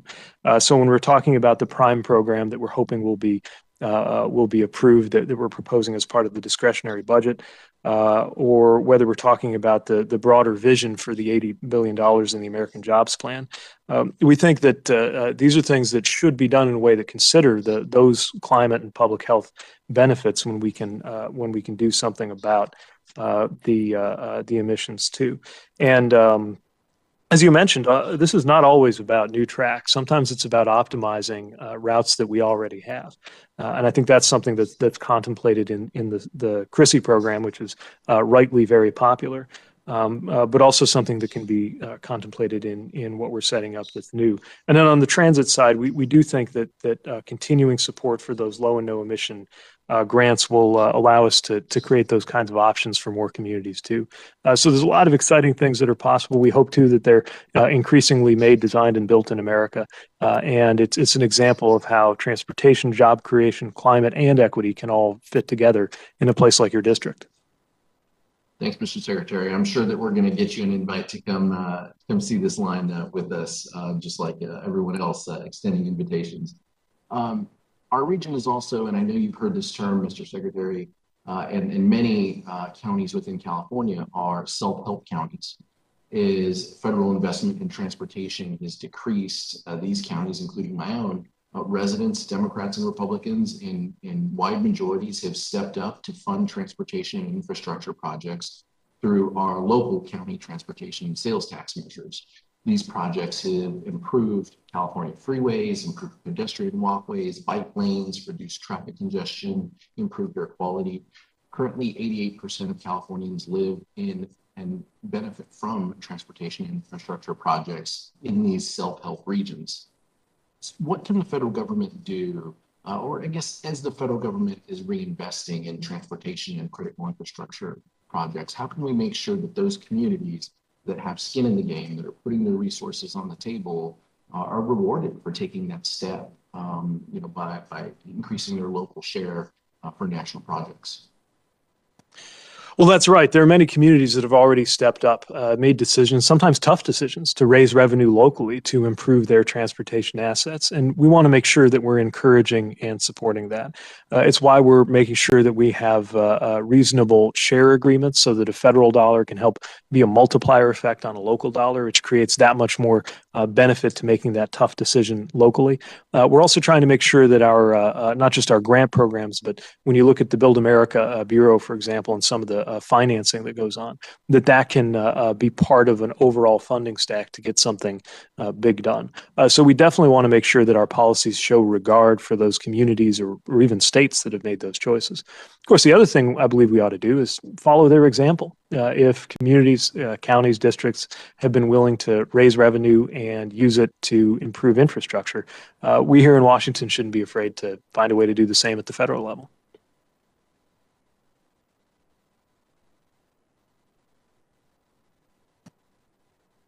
Yield back, Mr. Chairman. Sorry. Thank you. Ms. Henson. Well, thank you, Mr. Chairman, and good afternoon, Mr. Secretary. Thank you for joining us today. I appreciate, first of all, the chance to have a conversation with you earlier this week. Appreciated your outreach. Really enjoyed talking with you and getting to know you a little bit better before we had the hearing today. Per our conversation, I think there are a lot of ways where we can find some common ground on ways to support the interests and the needs of Iowans, specifically those in the first district. And one of the things that we did talk about on our call was the need to ensure that the Department of Transportation isn't leaving Iowans behind. Washington has a history, as you know, of leaving some people behind in rural areas, letting bureaucrats run the show. Bureaucrats tend to favor the polished grant applications from major coastal cities. Oftentimes, big cities have professional grant writers who can really work on those grants. And in contrast, many small towns in rural Iowa hardly stand a chance of getting critical resources for their roads and bridges. So I would like to ask you today, what changes are you implementing at the DOT to ensure that bureaucrats aren't just tossing applications from small Iowa communities that I represent, like Marshalltown and Guttenberg, for programs like the Build Grant and the new Thriving Communities program. So with that, thank you, Mr. Secretary. Well, thank you, and I appreciate your standing up for rural communities that can't be expected to have the kind of federal relations resources that a big city does, and shouldn't have to in order to be able to take advantage of the programming that we have and the programming that we hope, with the support of Congress, to be able to create. And that means, I think, several things. First of all, making sure that we have the most user-friendly process that we can, that we tear down complications or look for ways that duplication can be reduced, that paperwork can be simplified, so that you don't have to have the budget for an army of experts in order to navigate a process that's supposed to be about helping the community. A second thing is, again, to make sure that there's clear feedback for a community that doesn't make it the first time with what might be a great idea, but it was missing an important consideration. To make sure that's really clear, easy to understand, and that we're holding the hands of those communities as they think about reapplying, often as a vision is being refined over a period of time. If it's a black box, then you don't have any confidence that you would be more competitive in a future round, and I think we can do a lot about that. I'll say also I've found that there are things existing in this department, some of which took shape under the last administration, that I think direct attention to rural communities. There's one, routes, and I'm going to fail at remembering what the acronym is for, other than that the R in routes is for rural. But the bottom line was to make sure that this department is more responsive and more helpful to rural communities. And we're reviewing what that was able to achieve and thinking about how to carry forward the spirit of an effort that I think is motivated by that concern that you're raising. And I will say that kind of geographic equity is part of what we have in mind when we talk about ensuring that no one is left out of this round of a historic investment. So I would say all of the above are ideas we think will make a difference, and we'll be open to more from you and your colleagues in terms of how to make sure that everybody gets a fair shot at the opportunities that we're hopefully about to create. Yeah, and I appreciated in our conversation, I think you gave an example from when you were mayor of, you know, a 17-page document that you got down to 4 pages. So I think simplification is something all constituents probably are looking for coming from federal agencies. So I appreciate that from the customer service side. One thing we also talked about was the need to focus on increasing access to critical services through transportation and infrastructure. Robust infrastructure in Iowa doesn't just mean a nice road. It means being able to go to a doctor a couple towns over, a new job opportunity or school. But that happens as soon as federal resources go toward physical infrastructure needs, access to markets for our farmers and our producers as well.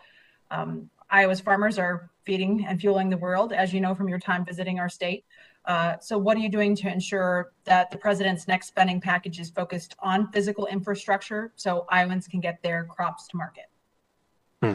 Well, in order for the crops that come out of the breadbasket of America to make it around the country and around the world, we've got to have an all of the above strategy on our infrastructure. And that's why everything from roads and bridges to ports and airports, as well as rail and transit, is contemplated here. Often it might be a hang up in the Pacific Northwest around a port or a rail line that actually impacts the ability of a farmer in Marshall County, Iowa, to be able to get their goods to market. And so that's really the focus of that $621 billion that's concentrated on transportation infrastructure in the jobs plan. But I don't want to short some of the other things, even if they're a little outside of my lane with regard to transportation, especially when it comes to the relevance of broadband and the importance of broadband for those rural Americans who don't have great access. Because when we think about telemedicine or access to markets for farmers, or even just being able to do your schoolwork, we know that we've got to do better by those who have not had affordable or sometimes any access to high-speed internet. And to us, that's just as important to being able to thrive as being able to get connected to the interstate highway system. You need both. Yeah, our federally qualified health centers in Iowa saw a 750% increase in telehealth usage. So infrastructure is incredibly important, broadband as well. So thank you, Mr. Secretary, for your time today. And Mr. Chairman, I yield back. Thank you. Now we turn to Ms. Torres. Thank you, Mr. Chairman, and it's really great to see you, Mr. Secretary. See you again. I saw you in the New Dems meeting just last week and talked to you about some great projects in California's Inland Empire, the 35th Congressional District that I so proudly represent.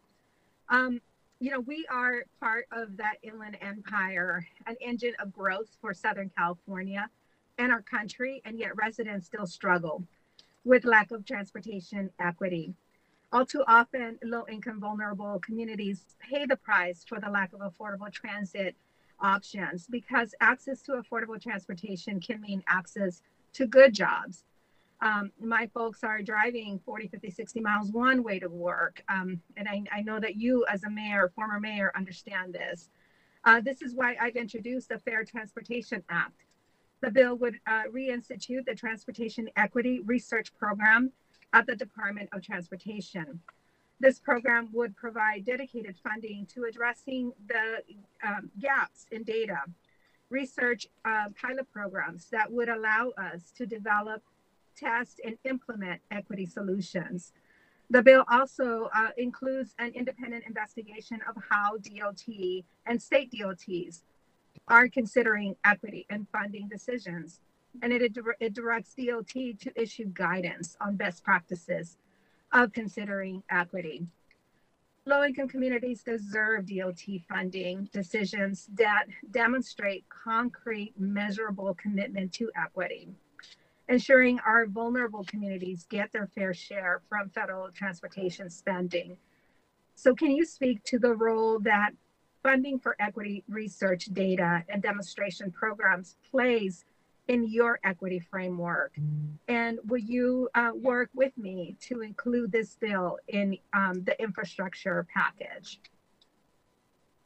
Well, thank you. I'd welcome a chance to learn more about this work and to see how we could work together on this, because it's vitally important to, first of all, have accurate information in terms of the equity impacts of these decisions, and also to make sure that we're in a position to really deploy these resources equitably. We've taken a number of steps within the framework that we believe Congress has provided already to maximize attention to equity. But what you're describing is further congressional backing that would really spell out more ways to make good on these values. You know, a lot of these things are very much measurable, but it only happens if we actually make the decision to conduct the research, to find out whether there is a disparate impact in terms of particulate matter air pollution if a highway goes here instead of there, to find out what happens to your ability to get from the east side of a town to the west side of that town if a north-south highway is put through it, to find out the virtues and benefits of investments in anything from active transportation and having more safe bike lanes all the way through to high-speed rail through that equity lens. If we get it right, we believe that we'll succeed where past infrastructure investments in American history, however magnificent, have often fallen down and sometimes made things much worse. This time around, not just in terms of preventing harm, but in terms of actively lifting up those who've been excluded, we have a chance to do something different. And so we welcome ways to work together with you and your colleagues on that.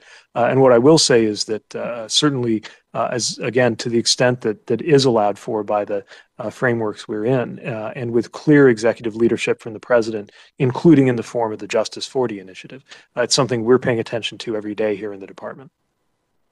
Thank you, Secretary. And I really look forward to hosting you in the district and, you know, showing off some of the great work that has already been done.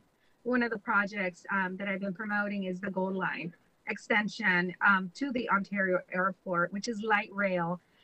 As you just stated, climate change issues, quality of air issues, you know, that is all a top priority for us in the Inland Empire. We have an inland port, a dry port that, you know, our communities suffer from poor air quality as a result of the trucks that have to go through our community on an ongoing basis. So thank you for being so thoughtful about all of these issues. And I look forward to continuing to work with you. Mr. Chairman, I yield back.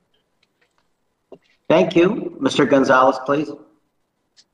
Thank you, Mr. Chairman, and congratulations, Secretary, on your selection. I look forward to working with you. You know, I represent Texas's 23rd district, and you know, it's larger than 30 states, goes from San Antonio to El Paso, 820 miles of border. Much of that is very rural. You know, I understand in the American Jobs Plan, there's 174 billion kind of plan for electronic cars or electrical vehicles. I'll be honest, you know, my farmers and ranchers, they don't use Teslas to carry feed and hay. You know, they use pickup trucks. So that really doesn't help a lot of the rural areas in my district. The other thing I'll mention is my district is 71% Hispanic. So when we talk about equity and ensuring that there's a fair equity for everyone, you know, please keep in mind that there's districts out there that may not fall in that category that can utilize that. To the point of my question, for rural America, which is much of my district, how will the American Jobs Act, or in particular, how will the electric vehicle portion of that, how does that impact rural America? Well, I should probably begin by discussing electric pickup trucks. So if you look what Detroit is producing, in addition to some of the startups, it is extraordinary how they have been able to mobilize vehicles that are in that great American tradition of the pickup truck. But I would also suggest that it may well be that people in agriculture and rural Americans have the most to benefit, frankly, more than somebody with a short commute like I have here in Washington, D.C., because, of course, they're going longer distances, as you mentioned, going across your incredibly large district. You are burning up more fuel to get from point A to point B. So it would follow that the fuel savings that accrue to somebody who has an electric vehicle, such as an electric pickup truck, are more meaningful to you the greater distances you have to cover in order to do your day-to-day work, whether you're literally in agriculture or whether you simply live in an area that's less dense than one of our biggest cities.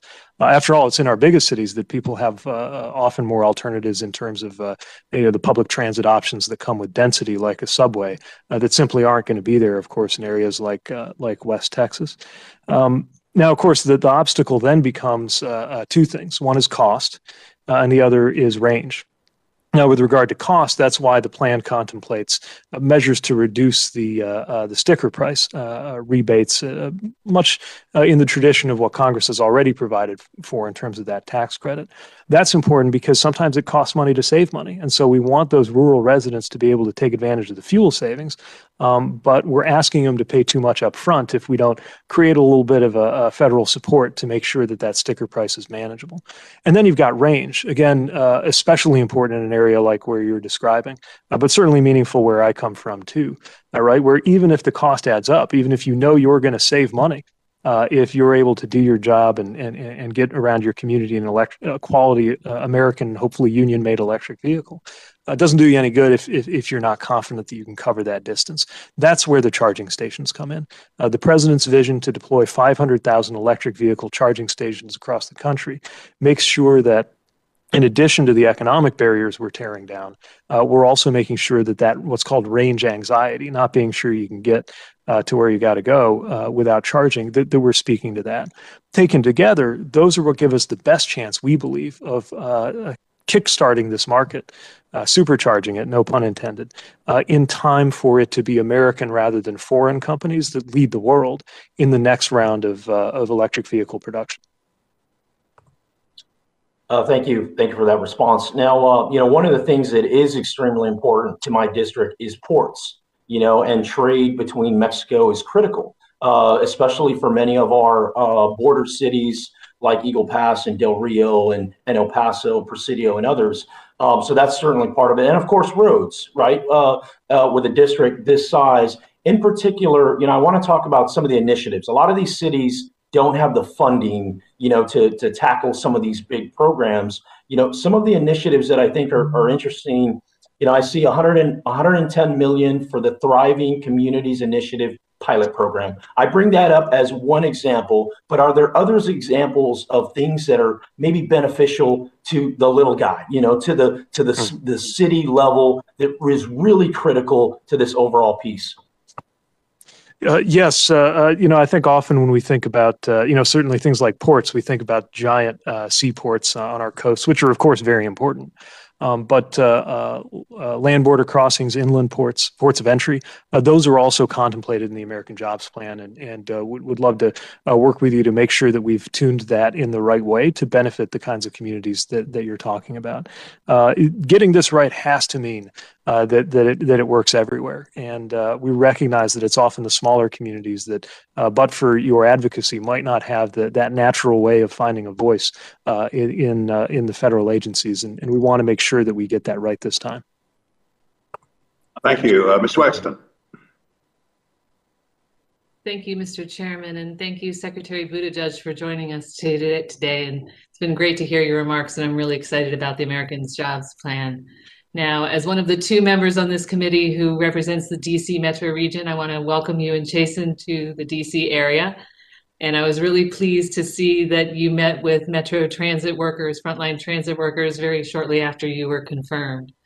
And I was curious, have you had an opportunity to ride Metro since you've moved to DC? Not since I've come this time, but I'm a big fan, and I still have my my Metro card, so I'll be using it liberally as circumstances allow. Good. Well, you're in luck, Mr. Secretary, because as you may be aware, the Silver Line is coming out to Dulles Airport and beyond into Loudoun County, where I live.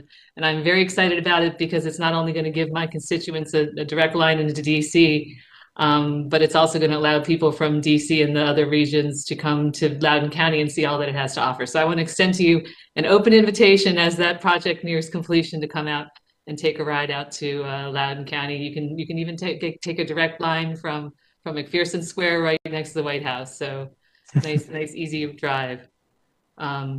So now one of the things that is interesting about this area is that the federal government, as you're probably aware, provides an annual appropriation to Metro because it's so important for the federal workforce. Were you aware of that? Yes. Do you agree that Metro is a vital part of moving the federal workforce? Indeed. And so may we expect to see federal funding for Metro in President Biden's full FY22 budget request?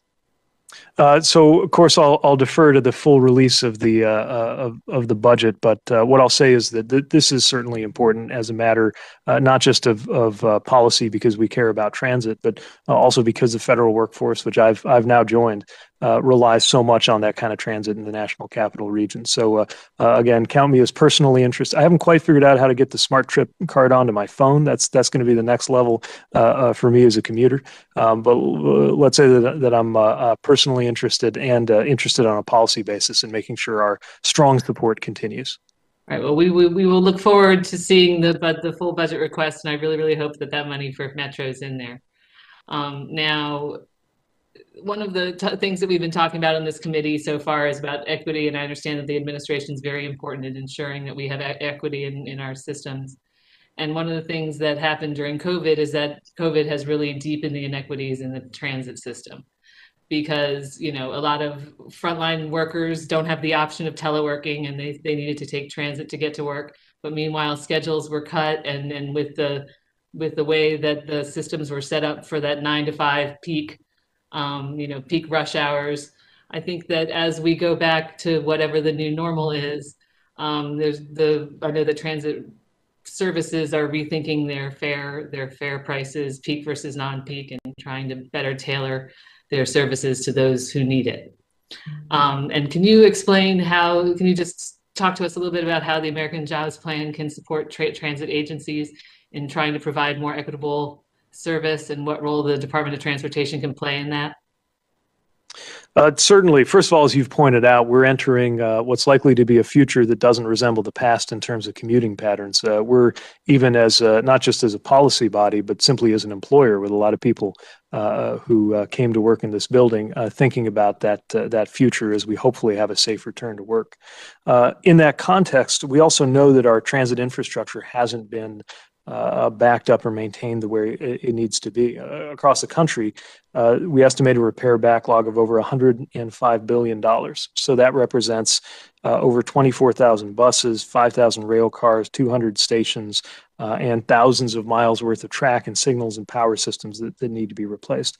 That's part of what motivates the $85 billion request and vision that's in the American Jobs Plan, an awareness that we really need to take care of what we have and guide it into the future. And I would also add that I've really been thrilled to see the spirit of partnership that we have on an interagency level, looking at how, for example, transit-oriented development, which we're working with my counterpart, Secretary Fudge, to support between HUD and the Department of Transportation. And that's really a great needs to be an integrated segue, Mr. Secretary, because my time is running short. One of the great things about that Silver Line extension is that it's extending into a lot of what had been basically unimproved property. So we're looking to create transit-oriented developments there, but affordable housing is a huge issue here in Loudoun County, and it doesn't do anybody any good when they build a bunch of condos that start in the 500s. So how can we ensure that transit-oriented developments and these new developments are affordable?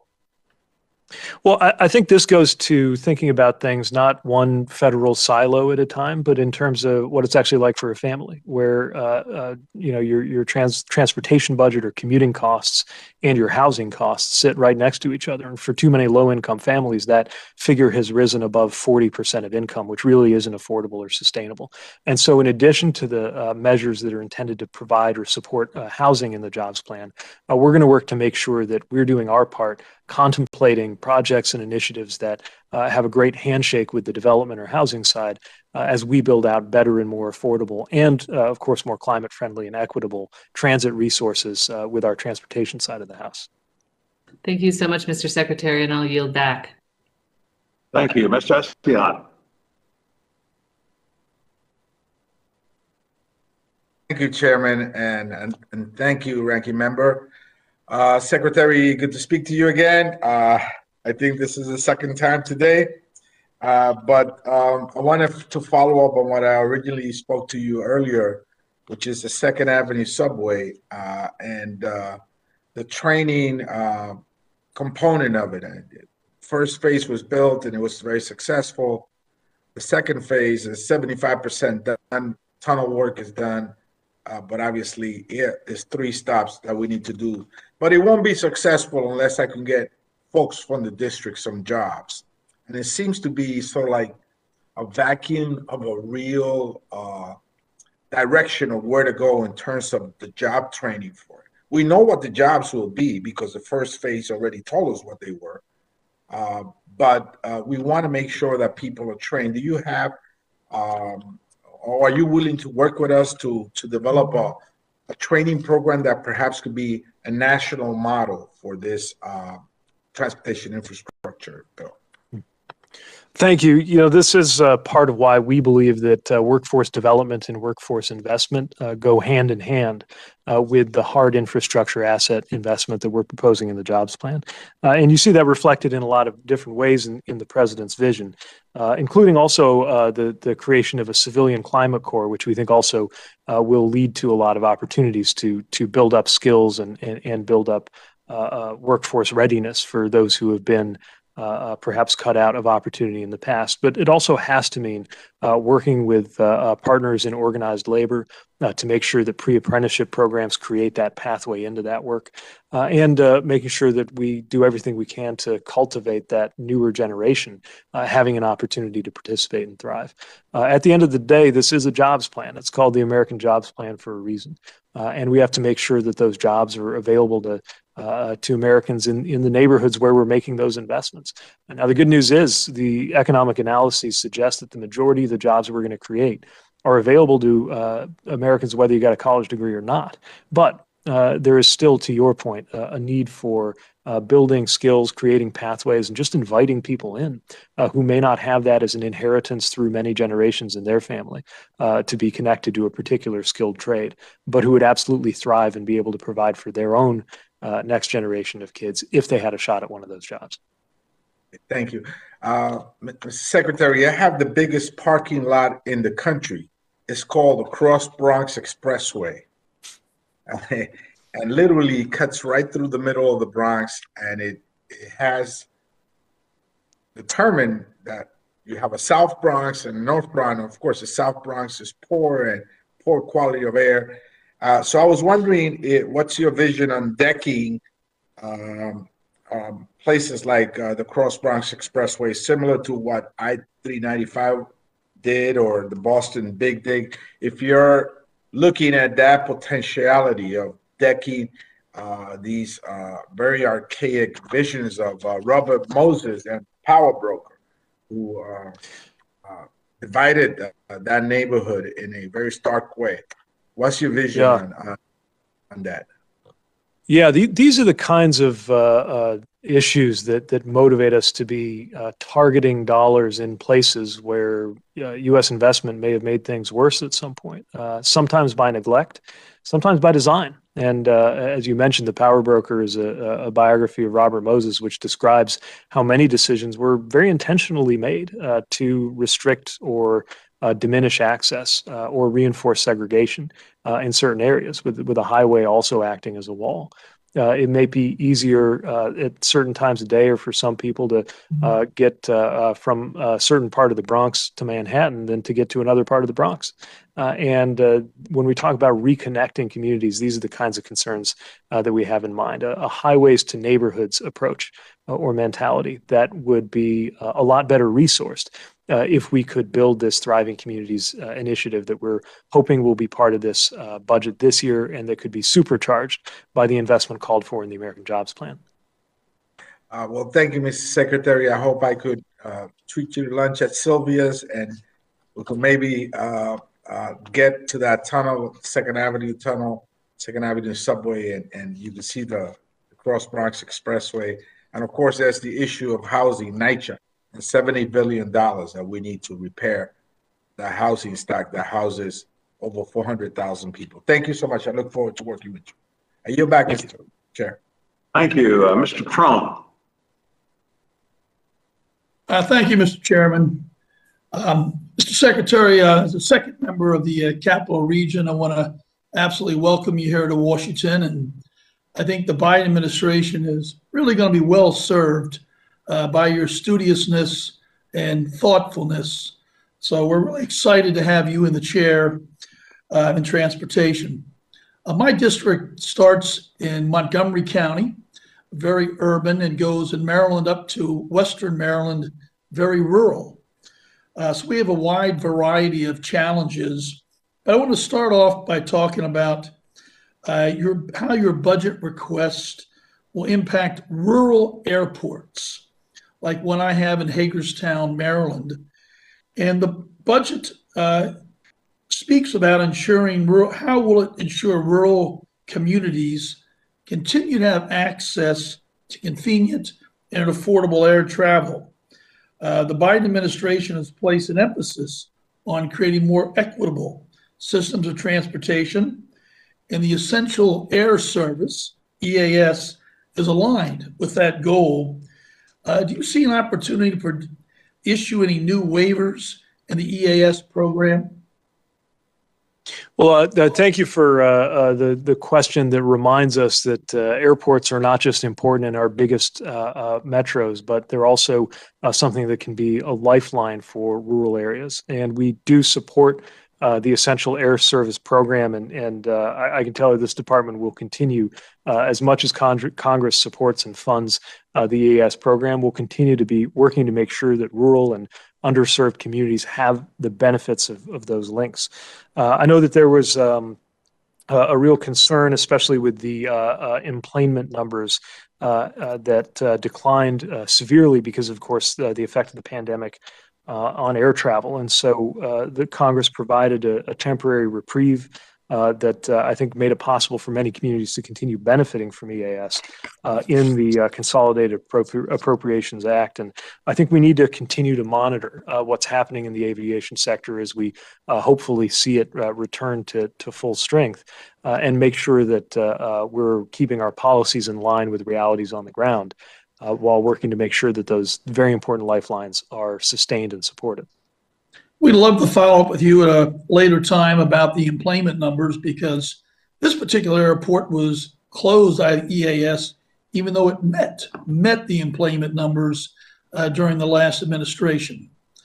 You see an opportunity to leverage the EAS program to accomplish some of the administration's climate goals, such as, do you envision initially deploying climate-friendly innovation into regional airports as a test?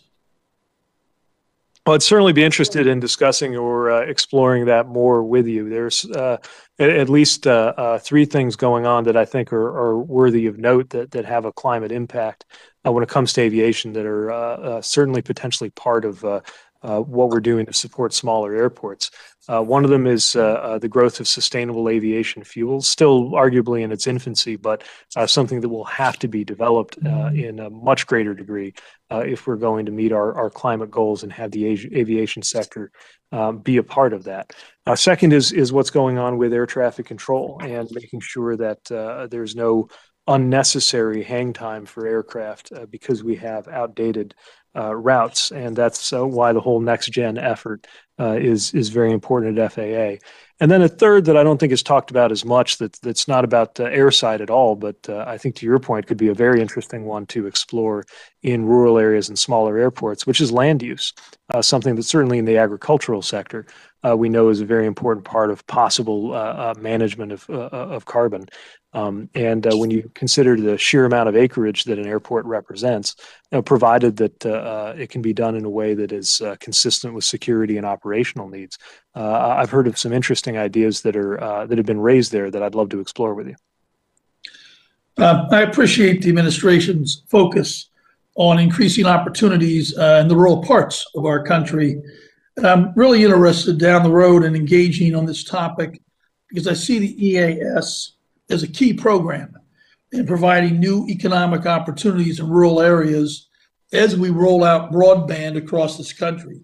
So I'd encourage you to examine whether DOT can down the road issue new waivers for rural airports. Communities like Hagerstown, Maryland really need help to move forward. So I thank you, Mr. Chairman, and I yield back. Thank you, Mr. Crone. And that concludes our first round of questioning. We'll now undertake a second round. Let me remind members that we are continuing through this hearing despite the interminable series of votes on the House floor.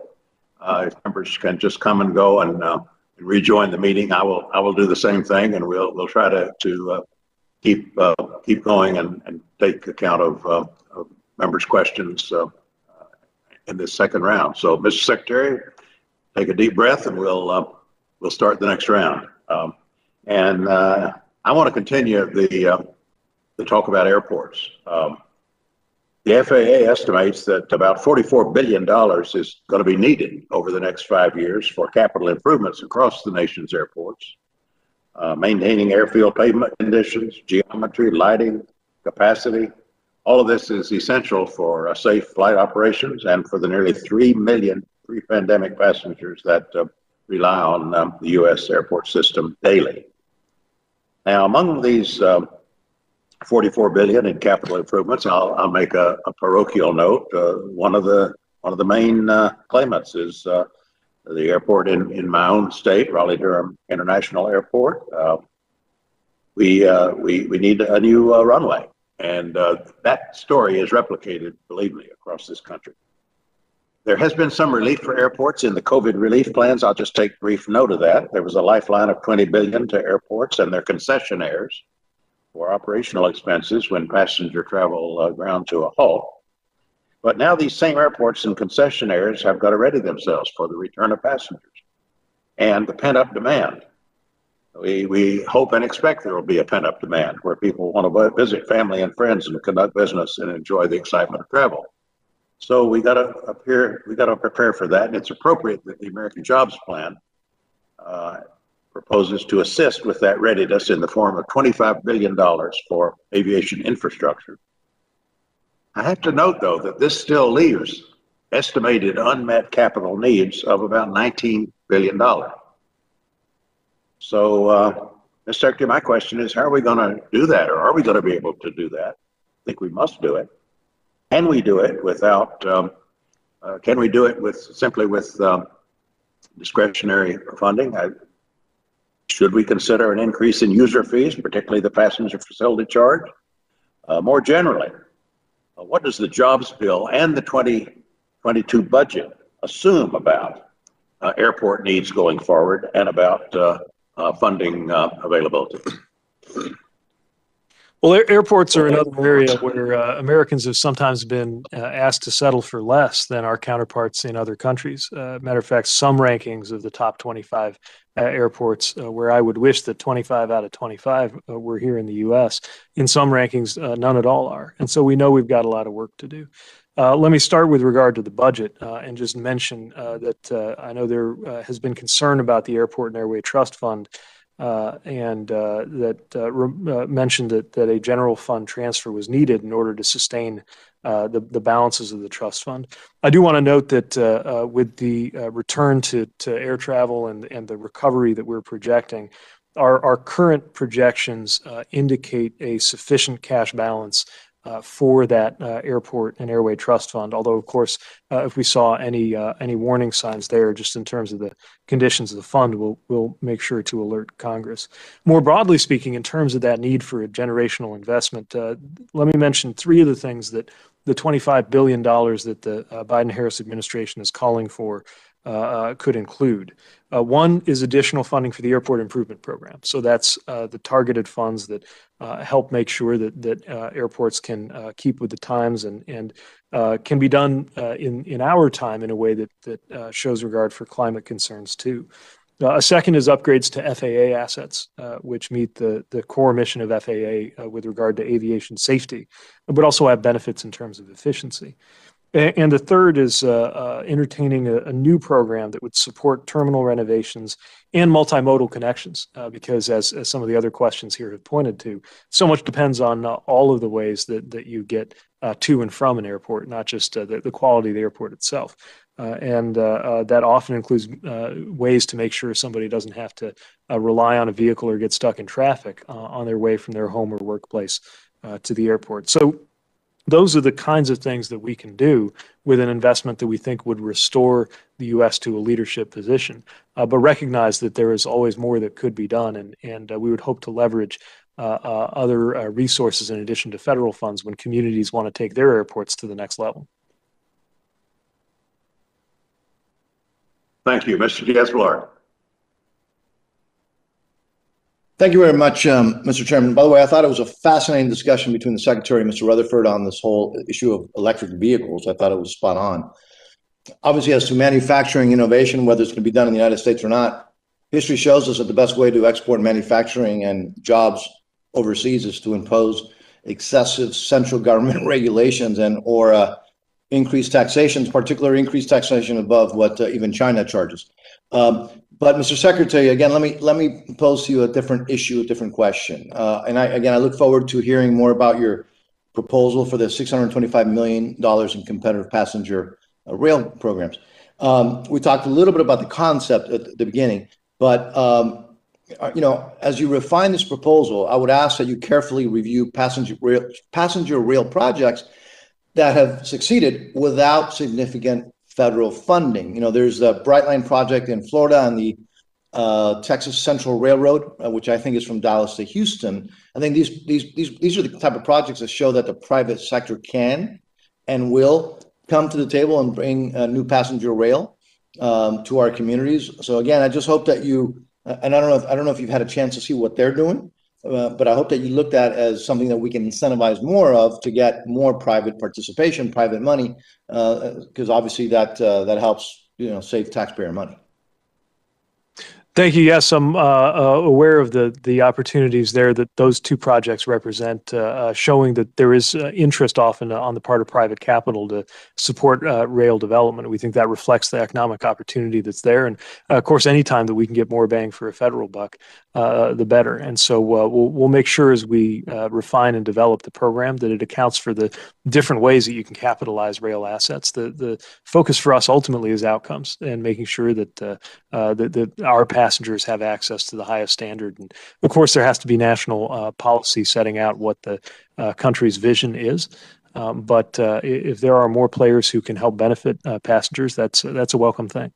Yeah, no, I get that, and I appreciate that. And obviously, I'm not going to ask you to get into details because it would be unfair for to ask at this level for you to give me details. But what's your vision for leveraging private resources for passenger rail development? I mean, I would invite you to discuss DOT financing, like private activity bonds, safety programs like consolidated rail infrastructure grants, in addition to anything that you might want to tell us about this new program. Anything that you can give us, I know surely, but anything that you can give us at this stage. Sure. I mean, first of all, the two programs that you just named, I think do point to where we can continue to do good work. You look at CRISI, the Consolidated Rail Infrastructure Safety Improvements, what those are able to do, not just for safety, but often for quality of life. And I say that coming from a community where a lot of folks live near railroad tracks, and it matters a lot. Everything from sound to emissions, how those are doing. In addition to the fundamentals of minimizing conflicts at grade crossings and other quality investments that can be made. That certainly is something that benefits both the freight and passenger side. Private activity bonds could certainly be part of the picture. I would want to double check some of the authorizations and what they allow us to do. But what I can tell you is that, this is a popular program. It's one that's approaching its cap, and one I think that has really demonstrated a lot of success. What we're hoping to do with the Prime program, the new one that we're proposing here, is to make sure that we're supporting a range of different kinds of intercity rail. We all know Amtrak, and by the way, I also think it's worth mentioning, Amtrak was approaching operationally running in the black just before COVID hit and just devastated their revenues. But what we're going to see, I think, as we return to a more normal level of demand, is the fruits of some extraordinary work that's been done on the operational side. But we know that the capital needs are not part of that. They're mounting, and unmet capital needs ultimately drive up operational costs. So that's kind of the Amtrak piece. But with Prime, we also see a lot of commuter rails and rails run by regional or state or local authorities that stand to benefit from federal investment, including those in the middle of the country, as well as the coastal communities more traditionally associated with rail. So would welcome a chance to work with you to continue refining this vision or to offer more details. But these are the kinds of areas where we see a lot of promise. And no, Mr. Secretary, and I look forward to working with you. By the way, I know you mentioned, you looking at authorization. We're appropriators. We're not that concerned about authorization. That's not true. That's not true. Just kidding. Mr. Chairman, I yield back. All right, thank you. Ms. Clark, I'm going to turn the gavel over to you while I go vote. And of course, it's time for you to recognize yourself because your questions come next. Well, thank you, Mr. Chairman, and I recognize myself for 5 minutes. Thank you so much for staying with all our questions. And I just want to go back to something that Representative Gonzalez mentioned, and I am very excited that the F-150 electric truck is supposed to go into production a year from now. So exciting news coming up, but I want to ask you about some of the investing in mitigation and resiliency that doesn't just make our communities safer, but we know is a really wise investment. The American Jobs Plan proposes $50 billion for improvements in infrastructure resiliency. I'm hoping you can talk about the priorities that you are looking at for that investment. And if you can tell me how you're going to incorporate nature-based solutions, such as reefs, beaches, vegetation, into your plans. Thank you so much. Thank you. Resiliency, I think, speaks to the fact that no matter how good we get at preventing climate change from reaching the worst outcomes, changes are happening around us right now. And it would be irrational to insist on continuing to build our infrastructure across the 2020s on the same terms that we might have used in the 1950s or the 1920s. If a road is being washed out repeatedly due to rising sea levels and the increased frequency and severity of storms, it might not make sense to put that road back right where it was. And so that's just a thumbnail illustration of the kinds of things we mean when we talk about resiliency. Can the road be built on different terms or in a different way or strengthened in some fashion? And this is another area that takes us beyond simply the areas that I get to work on in transportation. There's a Building Resilient Infrastructure and Communities program contemplated for FEMA as part of the President's plan. There are elements of the HUD's CDBG program that would be connected to this imperative of resiliency.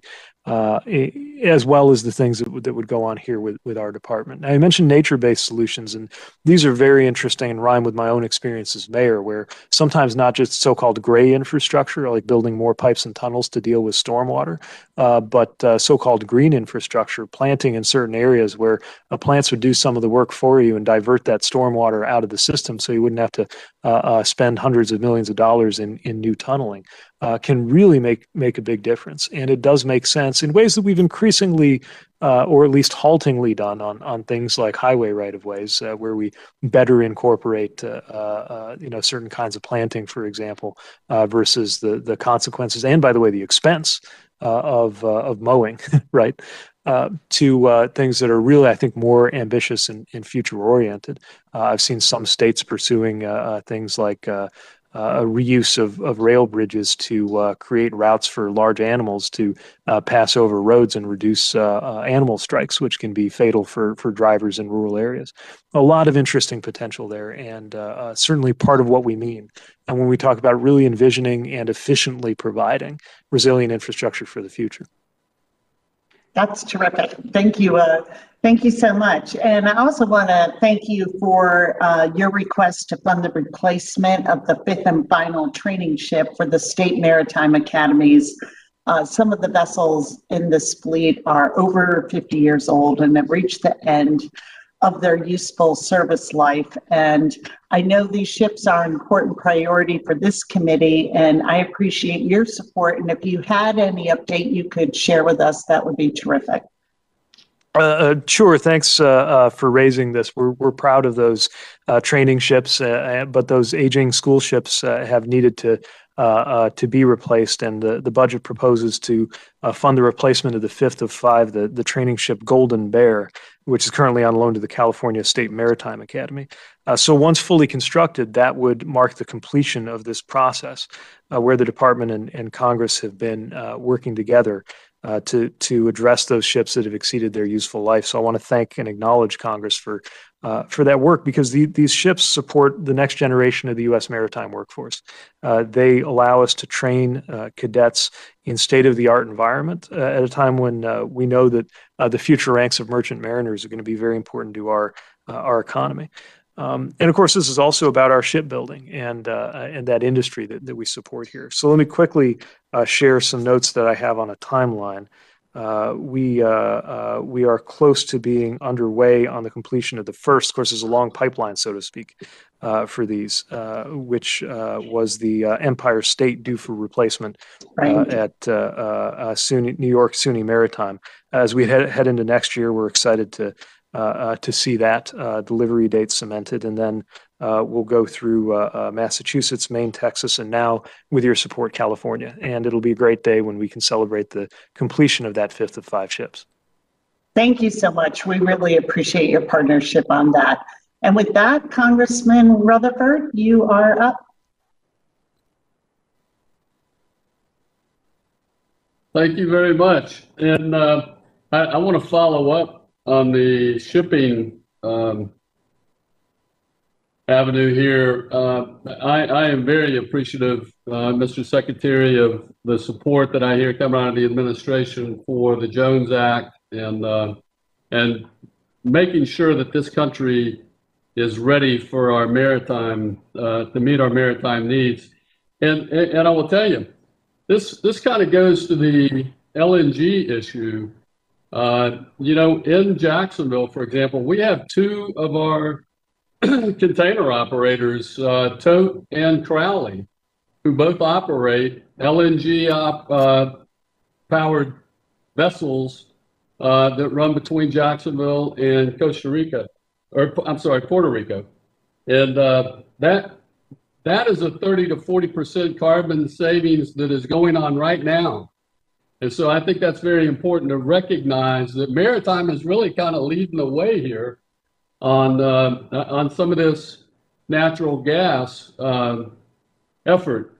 But I want to go back to your offer to go ride in an electric vehicle for this reason, because when I talk about EVs, and I call them a Model A, I'm not talking about the comfort. I'm talking about the technology. If you look at the technology that's in an EV today, the batteries with all of the toxic chemicals, the cobalt, the lithium, all of that, and the fact that it takes hours to charge them up and that sort of thing, and the limited range, that technology is Model A technology, I think, compared to where it's going to be in 100 years from now, just like the Model A is nothing like, the vehicles that we drive today. And so that's really the comparison I'm making. It's technology, not comfort. And so what I would like to ask, if there is there a comparison somewhere of the carbon footprint per mile? I don't know what you may want to call it, Mr. Secretary, but between a battery that is fueled by electricity from a power plant, compare that footprint to LNG, CNG, and then to gasoline, so that we can really talk true comparative numbers here, the full fuel cycle. Yeah. So first of all, I take your point that LNG and CNG are not the same thing as diesel or gasoline, and we ought to make sure that we understand those nuances as we're pursuing energy policy and transportation policy. With regard to the particular analysis you're describing, I think it's important to follow that because, again, an electric vehicle is only as green as the electrons going into it. And we need to make sure that and I've spoken a lot with my counterpart, Secretary Granholm, about how to make sure we win the race to have a cleaner generation on it. And, by the way, just a grid that's up to the job, right? At the same time as we're trying to win the race to be the country that leads the world in EVs. I think it can be a little variable because so much depends on, of course, where you are, right? So if you're in, if you got a home where you got a south-facing garage on your rooftop and you got a solar panel up there hooked up to your wall charger and you're charging your car off of that, then your carbon footprint's zero. If you're in an area that's mostly reliant on coal-fired power plants and you're plugging it in and going right to the grid, very different story, even if we're talking about the same car. And I would add that another interesting feature of some of these cars is that sometimes they can actually be set to select when to charge. If you're plugging it in overnight, knowing that during the day you might have gas peakers running to supplement electricity that at night is more likely to be coming from more renewable steady state sources. So I certainly take the point, and we'll be interested to run down some more analysis on that to see how we can really meet our goals, not just in terms of the car, but in terms of the power that feeds it.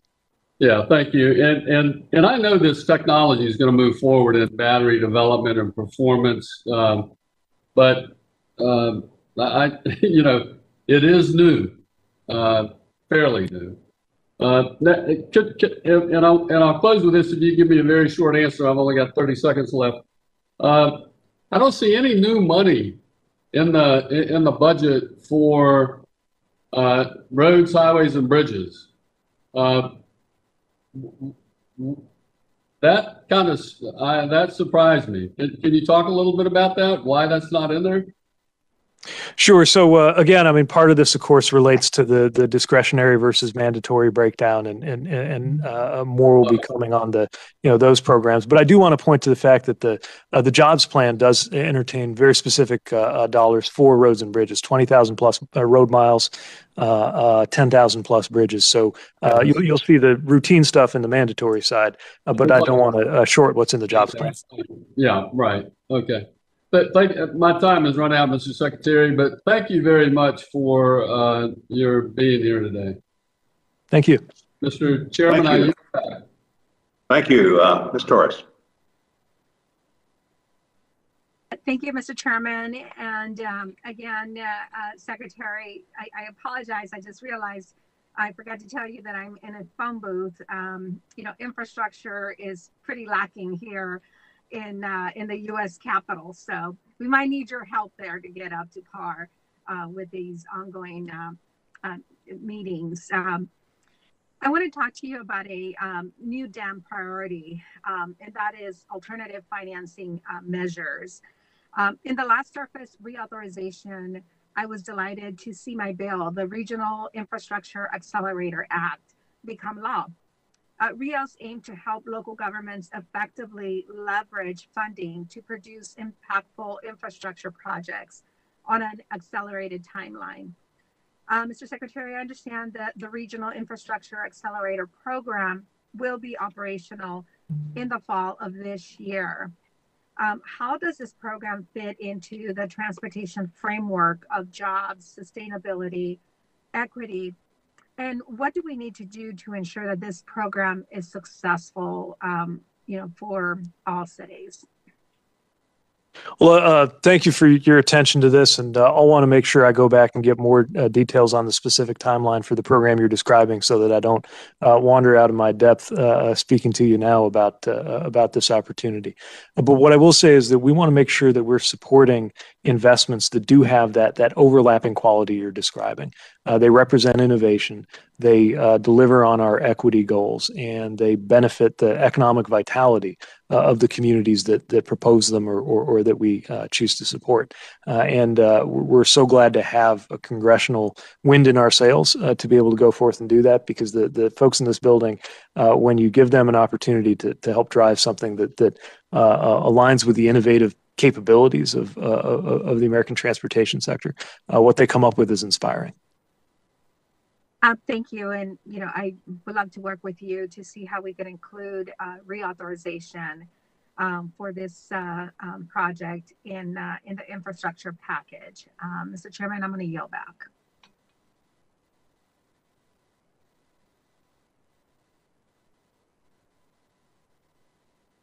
Thank you. Mr. Garcia.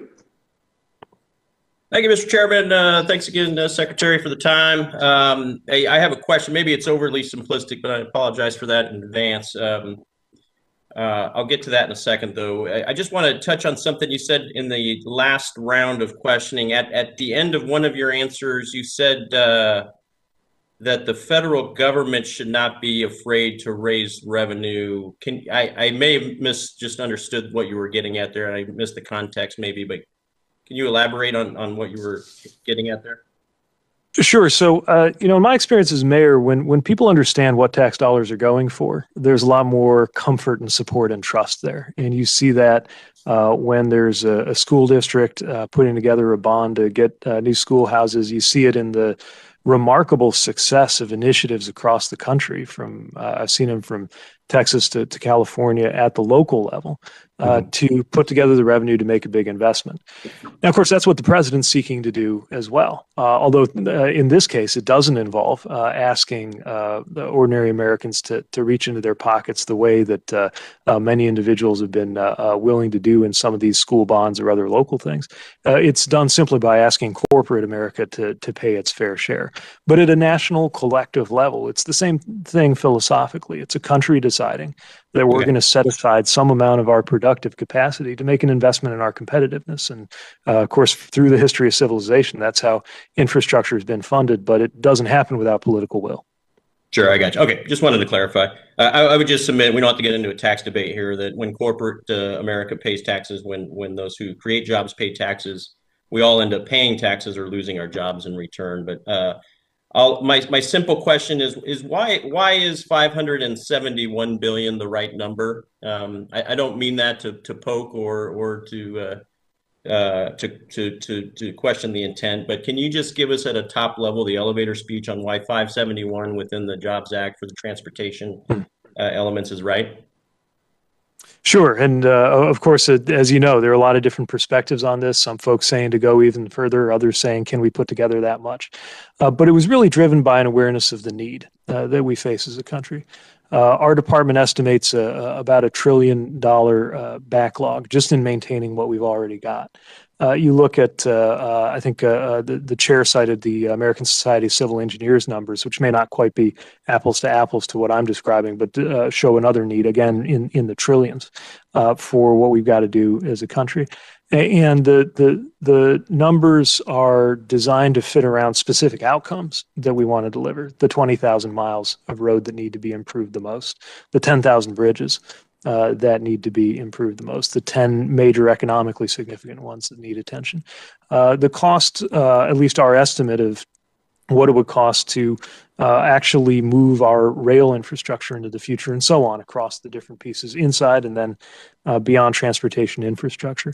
We're certainly open to input on where our partners in Congress believe that the needs are greatest and how that fits, but our best take on what we can do and frankly what we have to do guides us toward the scale and scope of the president's plan. All right, great. Thank you for that. And then I would just end with, in my district, I represent a northern district of LA County where we have just outside of our district line in Edwards Air Force Base. We have a lot of aerospace and defense infrastructure and footprint, both federal level, but also on the private and commercial side of things. We have a facility called Plant 42, which is really a crown jewel to our nation's security. A lot of high-end development, a lot of sustainment work, construction of the F-35, development and build of the new bomber. Going into that facility, we only have a single point of entrance, with thousands of workers, several different companies, federal agencies, including NASA involved, the U.S. Air Force and other services. This single point of entrance is also hindered by a choke point of having a railroad going right across the intersection that feeds into this plant.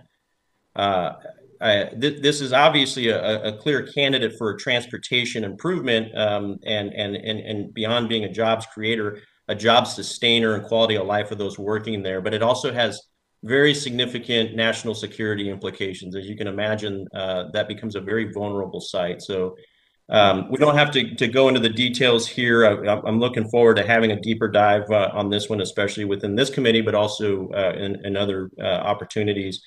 But I would extend an invitation to you to come out. We had the acting secretary of the Air Force come out just a couple of weeks ago to see firsthand in our district the unique elements of my district. Is we have the worst traffic probably in LA County, but then we also have some of the most urban areas and some of the challenges with broadband infrastructure and whatnot as well. So the full gamut of transportation challenges. I'd love to be able to show you around in 25th District at some point. And I'll yield back. Thank you, Mr. Secretary.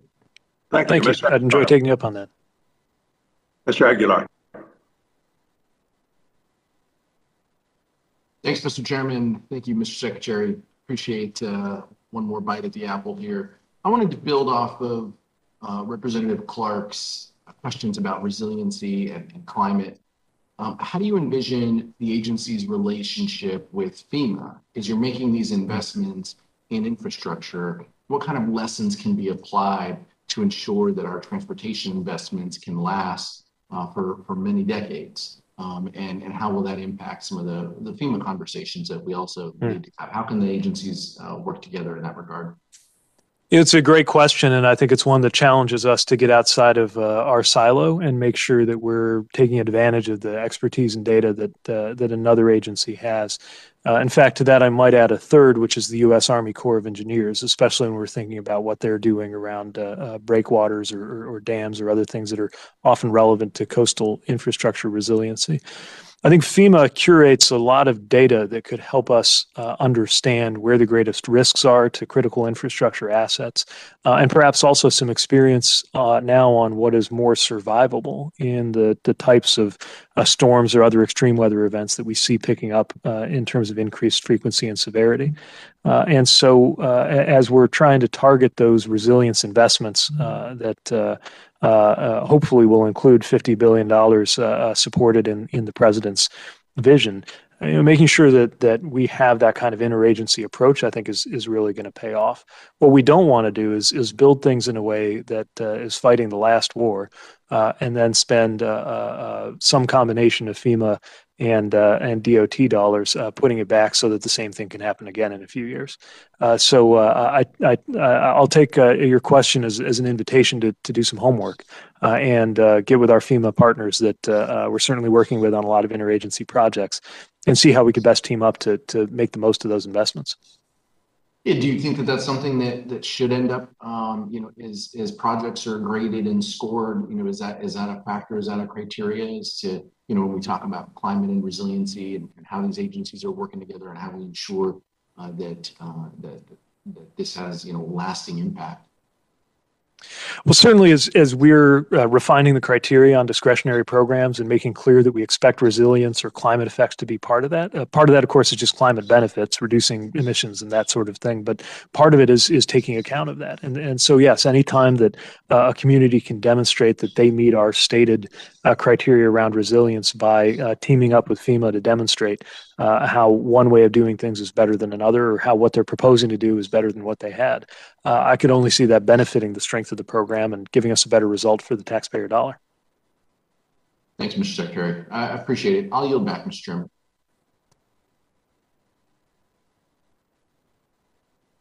Thank you, Ms. Henson.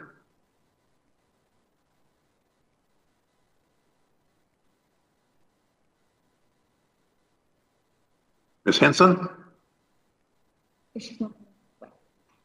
All right, Ms. Wexton, sorry. Thank you, Mr. Chairman. I'm glad to get the second chance as well, because I don't only represent parts of Metro, I also represent a number of airports, including Dulles International Airport and a number of smaller regional airports. And so I'm really glad to see the administration's focus on air traffic safety and modernizing FAA assets, both just as administration priorities and in the American Jobs Plan and in the budget request. So I represent Manassas Regional Airport, which is the largest general aviation airport in Virginia. And I'm working to help them replace their more than 60-year-old air traffic control tower. I went up in the tower early last year before COVID, and met with the FAA controllers who work there. And they showed me the emergency escape catwalk, which has been condemned and is not actually usable. They showed me the leaky roof that needs to be replaced. They showed me the fly swatter that they keep near the air traffic control because they get wasps every spring and every summer, and they have to kill the wasps in between trying to wave in the planes. But what they couldn't show me was the end of one of their runways where they could see the approaching air traffic, because the tree line has grown up so high that their line of sight is seriously impaired. So this is obviously dangerous, not only to the people flying in and out, but also to the air traffic controllers, and their job is stressful enough. So can I look forward to working with you and the FAA to address these critical safety issues at Manassas as prioritized in the budget request in the American Jobs Plan? Certainly, as you note, not only the American Jobs Plan, but also our budget request for FAA contemplates these safety needs and issues like the line of sight issue you're talking about, and just the general condition of our facilities is absolutely part of that vision. And I understand that Manassas isn't unique, and so what the challenges that we're facing here are challenges that are being faced all around the nation, and so it's something that would be really, very beneficial because it is a big economic driver for the region. Thank you. So I want to ask you very quickly about GPS. As you know, it's essential for national security, communications networks, the energy grid, emergency responders, et cetera. But it's also very vulnerable to things like solar events or spoofing and hacking. And currently we have no backup plans or system rather. So in January, Department of Transportation issued a report that found several different technologies are needed to create a secure and resilient backup system. Do you agree with these findings? And do you agree with the findings that we need a variety of systems as a backup, or just one?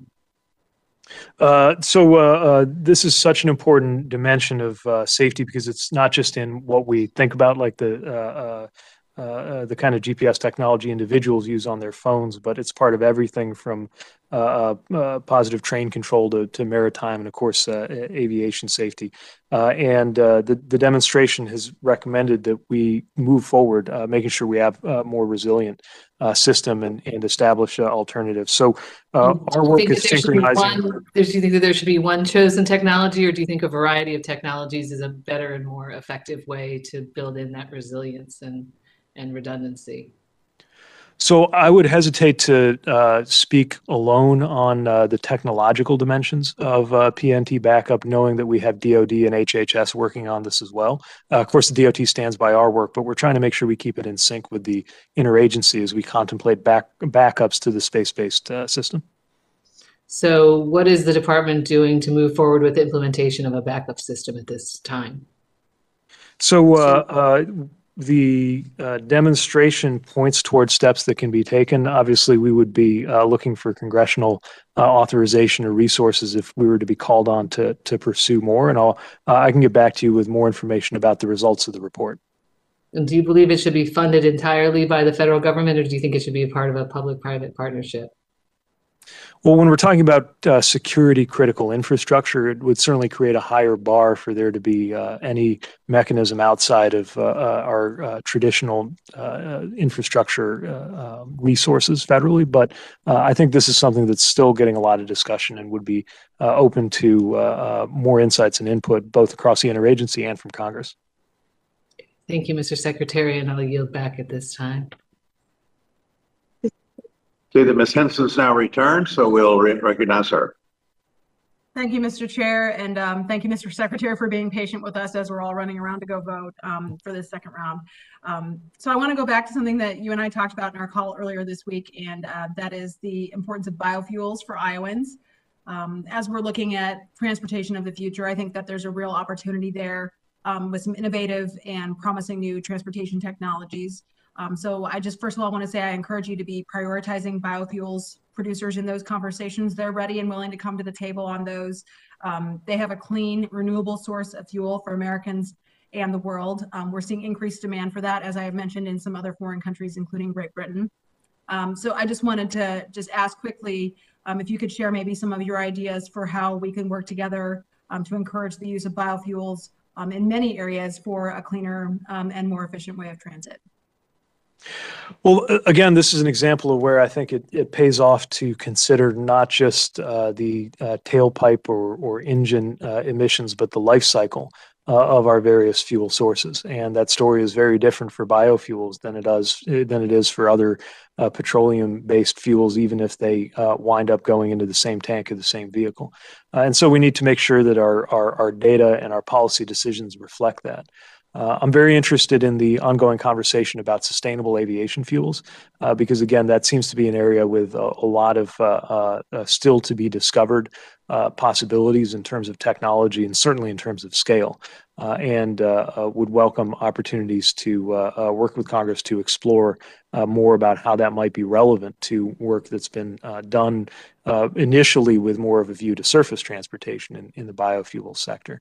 And I think we should continue to have conversations about what transitions look like too, knowing that everything from electricity generation to the fueling of passenger vehicles, locomotives, trucks, trains, and even ships is going through evolution on different paths for each mode.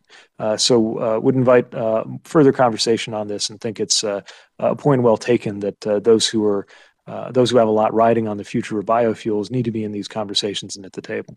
Yeah, and I think with that point made, I would encourage you to work closely with Secretary Vilsack as well, another fellow Iowan who really understands obviously the importance of our agriculture producers and our biofuels producers that can really help us continue to fuel the world. One other issue that I wanted to touch on, the airport improvement program. It's huge for Iowa and our airports, our small, rural, regional airports and municipal airports. Provide a critical point of access for my constituents, along with many Americans. So those AIP grants are essential for many of the smaller airports. So unfortunately, the skinny budget that we have doesn't really detail specific information on AIP. So I would just ask, are you expecting that the request for this program will be about the $3.3 billion authorized? Where are you expecting that to end up? So wouldn't be able to predict numbers before the full release of the budget, but I will say that we recognize the value of the AIP program, and it's important to continue supporting our aviation infrastructure, even if it's not getting talked about as much as things like roads and bridges.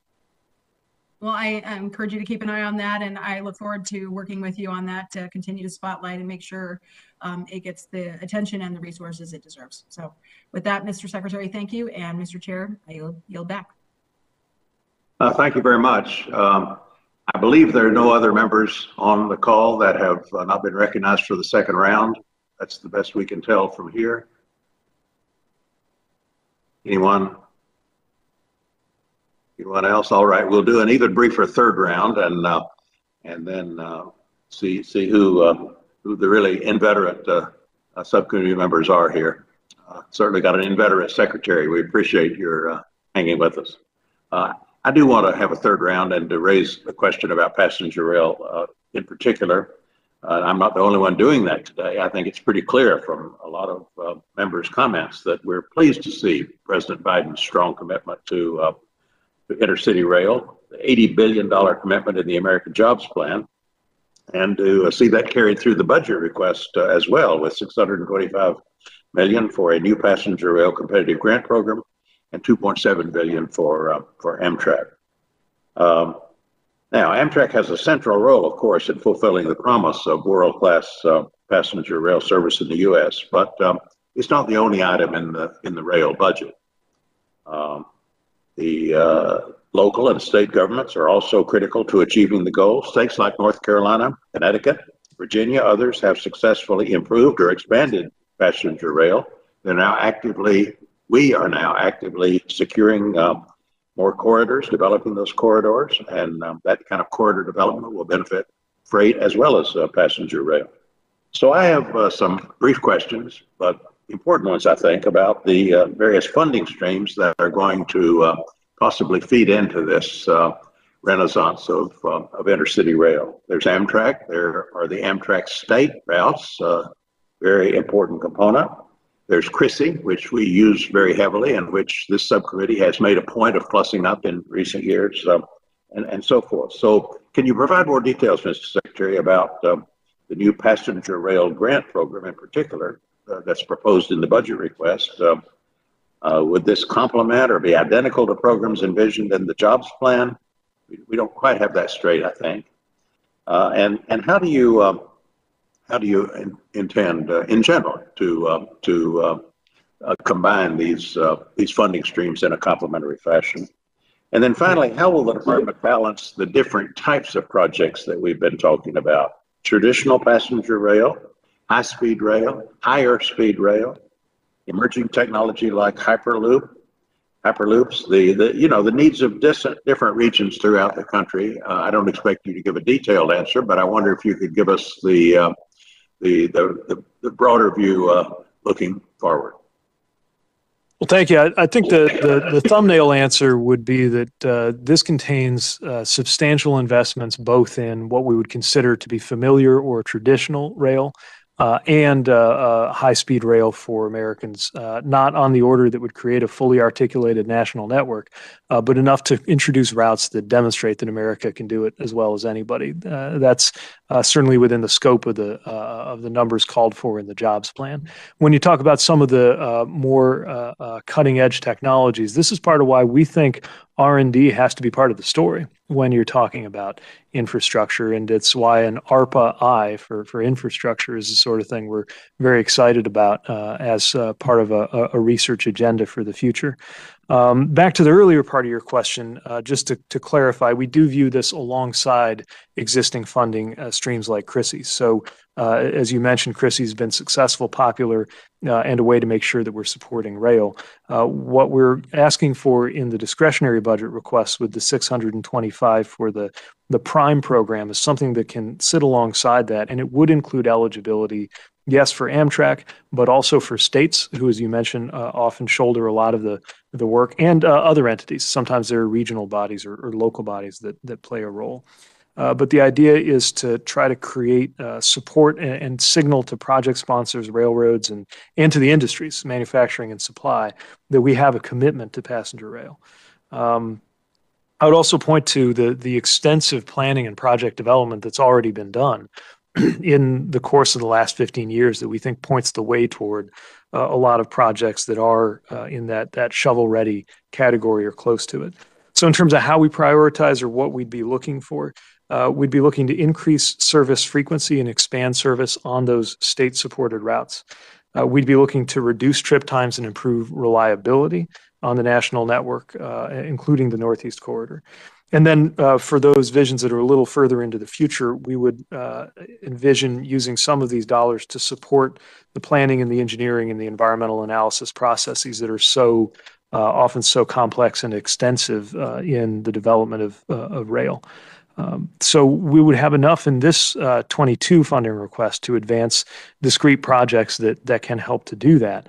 And it would be a step, we believe, toward the direction of the major investments that we anticipate in the American Jobs Plan, while recognizing again that we as a country just haven't generated the same kind of reliable, sustainable funding streams in the form of a trust fund that we have for the highway side and for the airport side.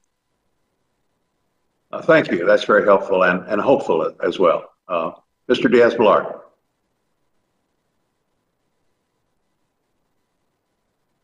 Thank you, Mr. Chairman. Is this working? Yes, it is. All right. Well, again, Mr. Secretary, thank you for your patience. As you know, we have a lot of votes today, and so as the chairman had said, I actually don't have a question. A bit of a comment, which is frankly not your realm, Mr. Secretary, but one of the issues that I'm always concerned about, and being from Florida, is the fact that we also, a lot of times we kind of just forget about the motor coach industry, right? How important they are. And the reason I tell you that as a Floridian, it's a big deal because every time we have a hurricane, which we unfortunately have, that's, or we have an emergency, then we all remember that they exist. And I know that's not really in your realm, but just wanted to kind of throw it out there as you have interaction with other colleagues in the administration, just to kind of keep that in mind. Again, I have no further questions. I do want to thank you again for your service. One of my colleagues mentioned it before. I mentioned to you when we spoke before on the phone. Obviously, I appreciate your service now, but also greatly appreciate your service to the country in the most honorable way to serve, which is in the United States Armed Forces. And Mr. Chairman, as always, I think a fruitful hearing, despite the multiple votes. But Mr. Chairman, you made it work, and I'm grateful for that. Thank you, sir. I yield back. Thank you very much. I do think we're about ready to wrap up, but I note that Ms. Torres is still in the meeting. Ms. Torres, do you have an additional question? I do, but I'm not prepared yet, Mr. Chairman. I apologize. If you can come back to me, and if you need to wrap up, that's fine. I will forward it. No, we're about to wrap up. What I was going to suggest is that you preside while I go vote, and you also ask your question. You recognize yourself. Is that satisfactory? Okay. Great. All right. I will resign and call on myself. Let me find my place here, Mr. Secretary. The Inland Empire, as I talked to you about, we are recyclers of everything, and we manufacture a lot of goods with those recycle items, whether it's aluminum cans, plastic bottles, anything under the sun.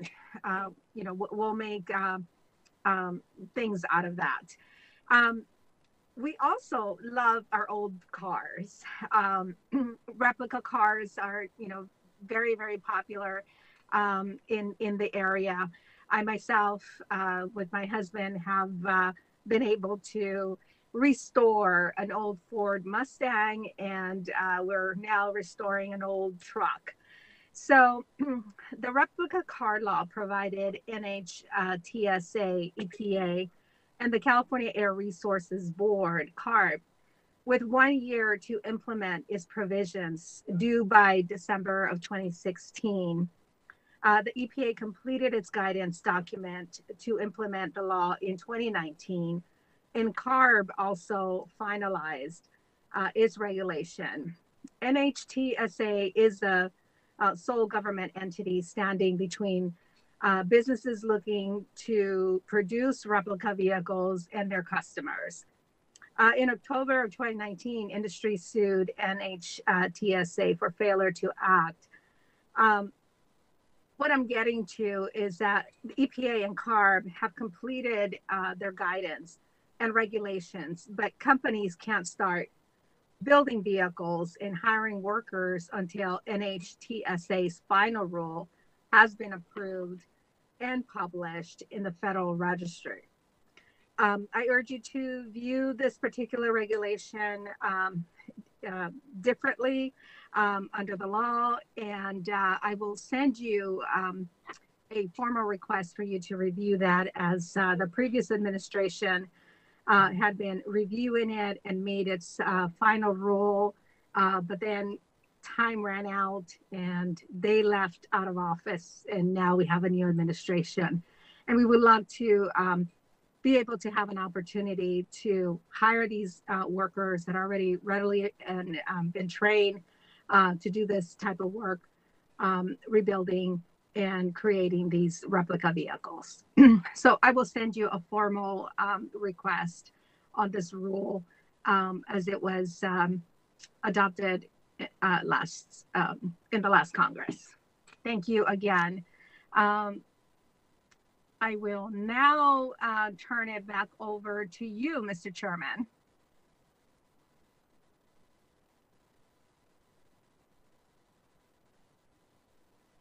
Thank you. Thank you very much. Mr. Rutherford, do you have another question?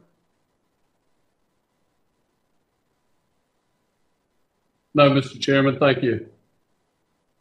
If there are no other members on the line who have a question, we thank you, Mr. Secretary, for a long and productive afternoon. And we've done it here with some distractions, but I think basically good participation from all of our members, both sides of the aisle, and a full range of questions. A lot of interest, high stakes in this bill for next year, and also the full range of your undertakings. So we thank you for your good work. Thank you for your patience with this proceeding this afternoon. And Mr. Diaz-Balart, you have any closing thoughts? No, Mr. Chairman, thank you very much. Good hearing. Thanks very much. And the subcommittee is now adjourned.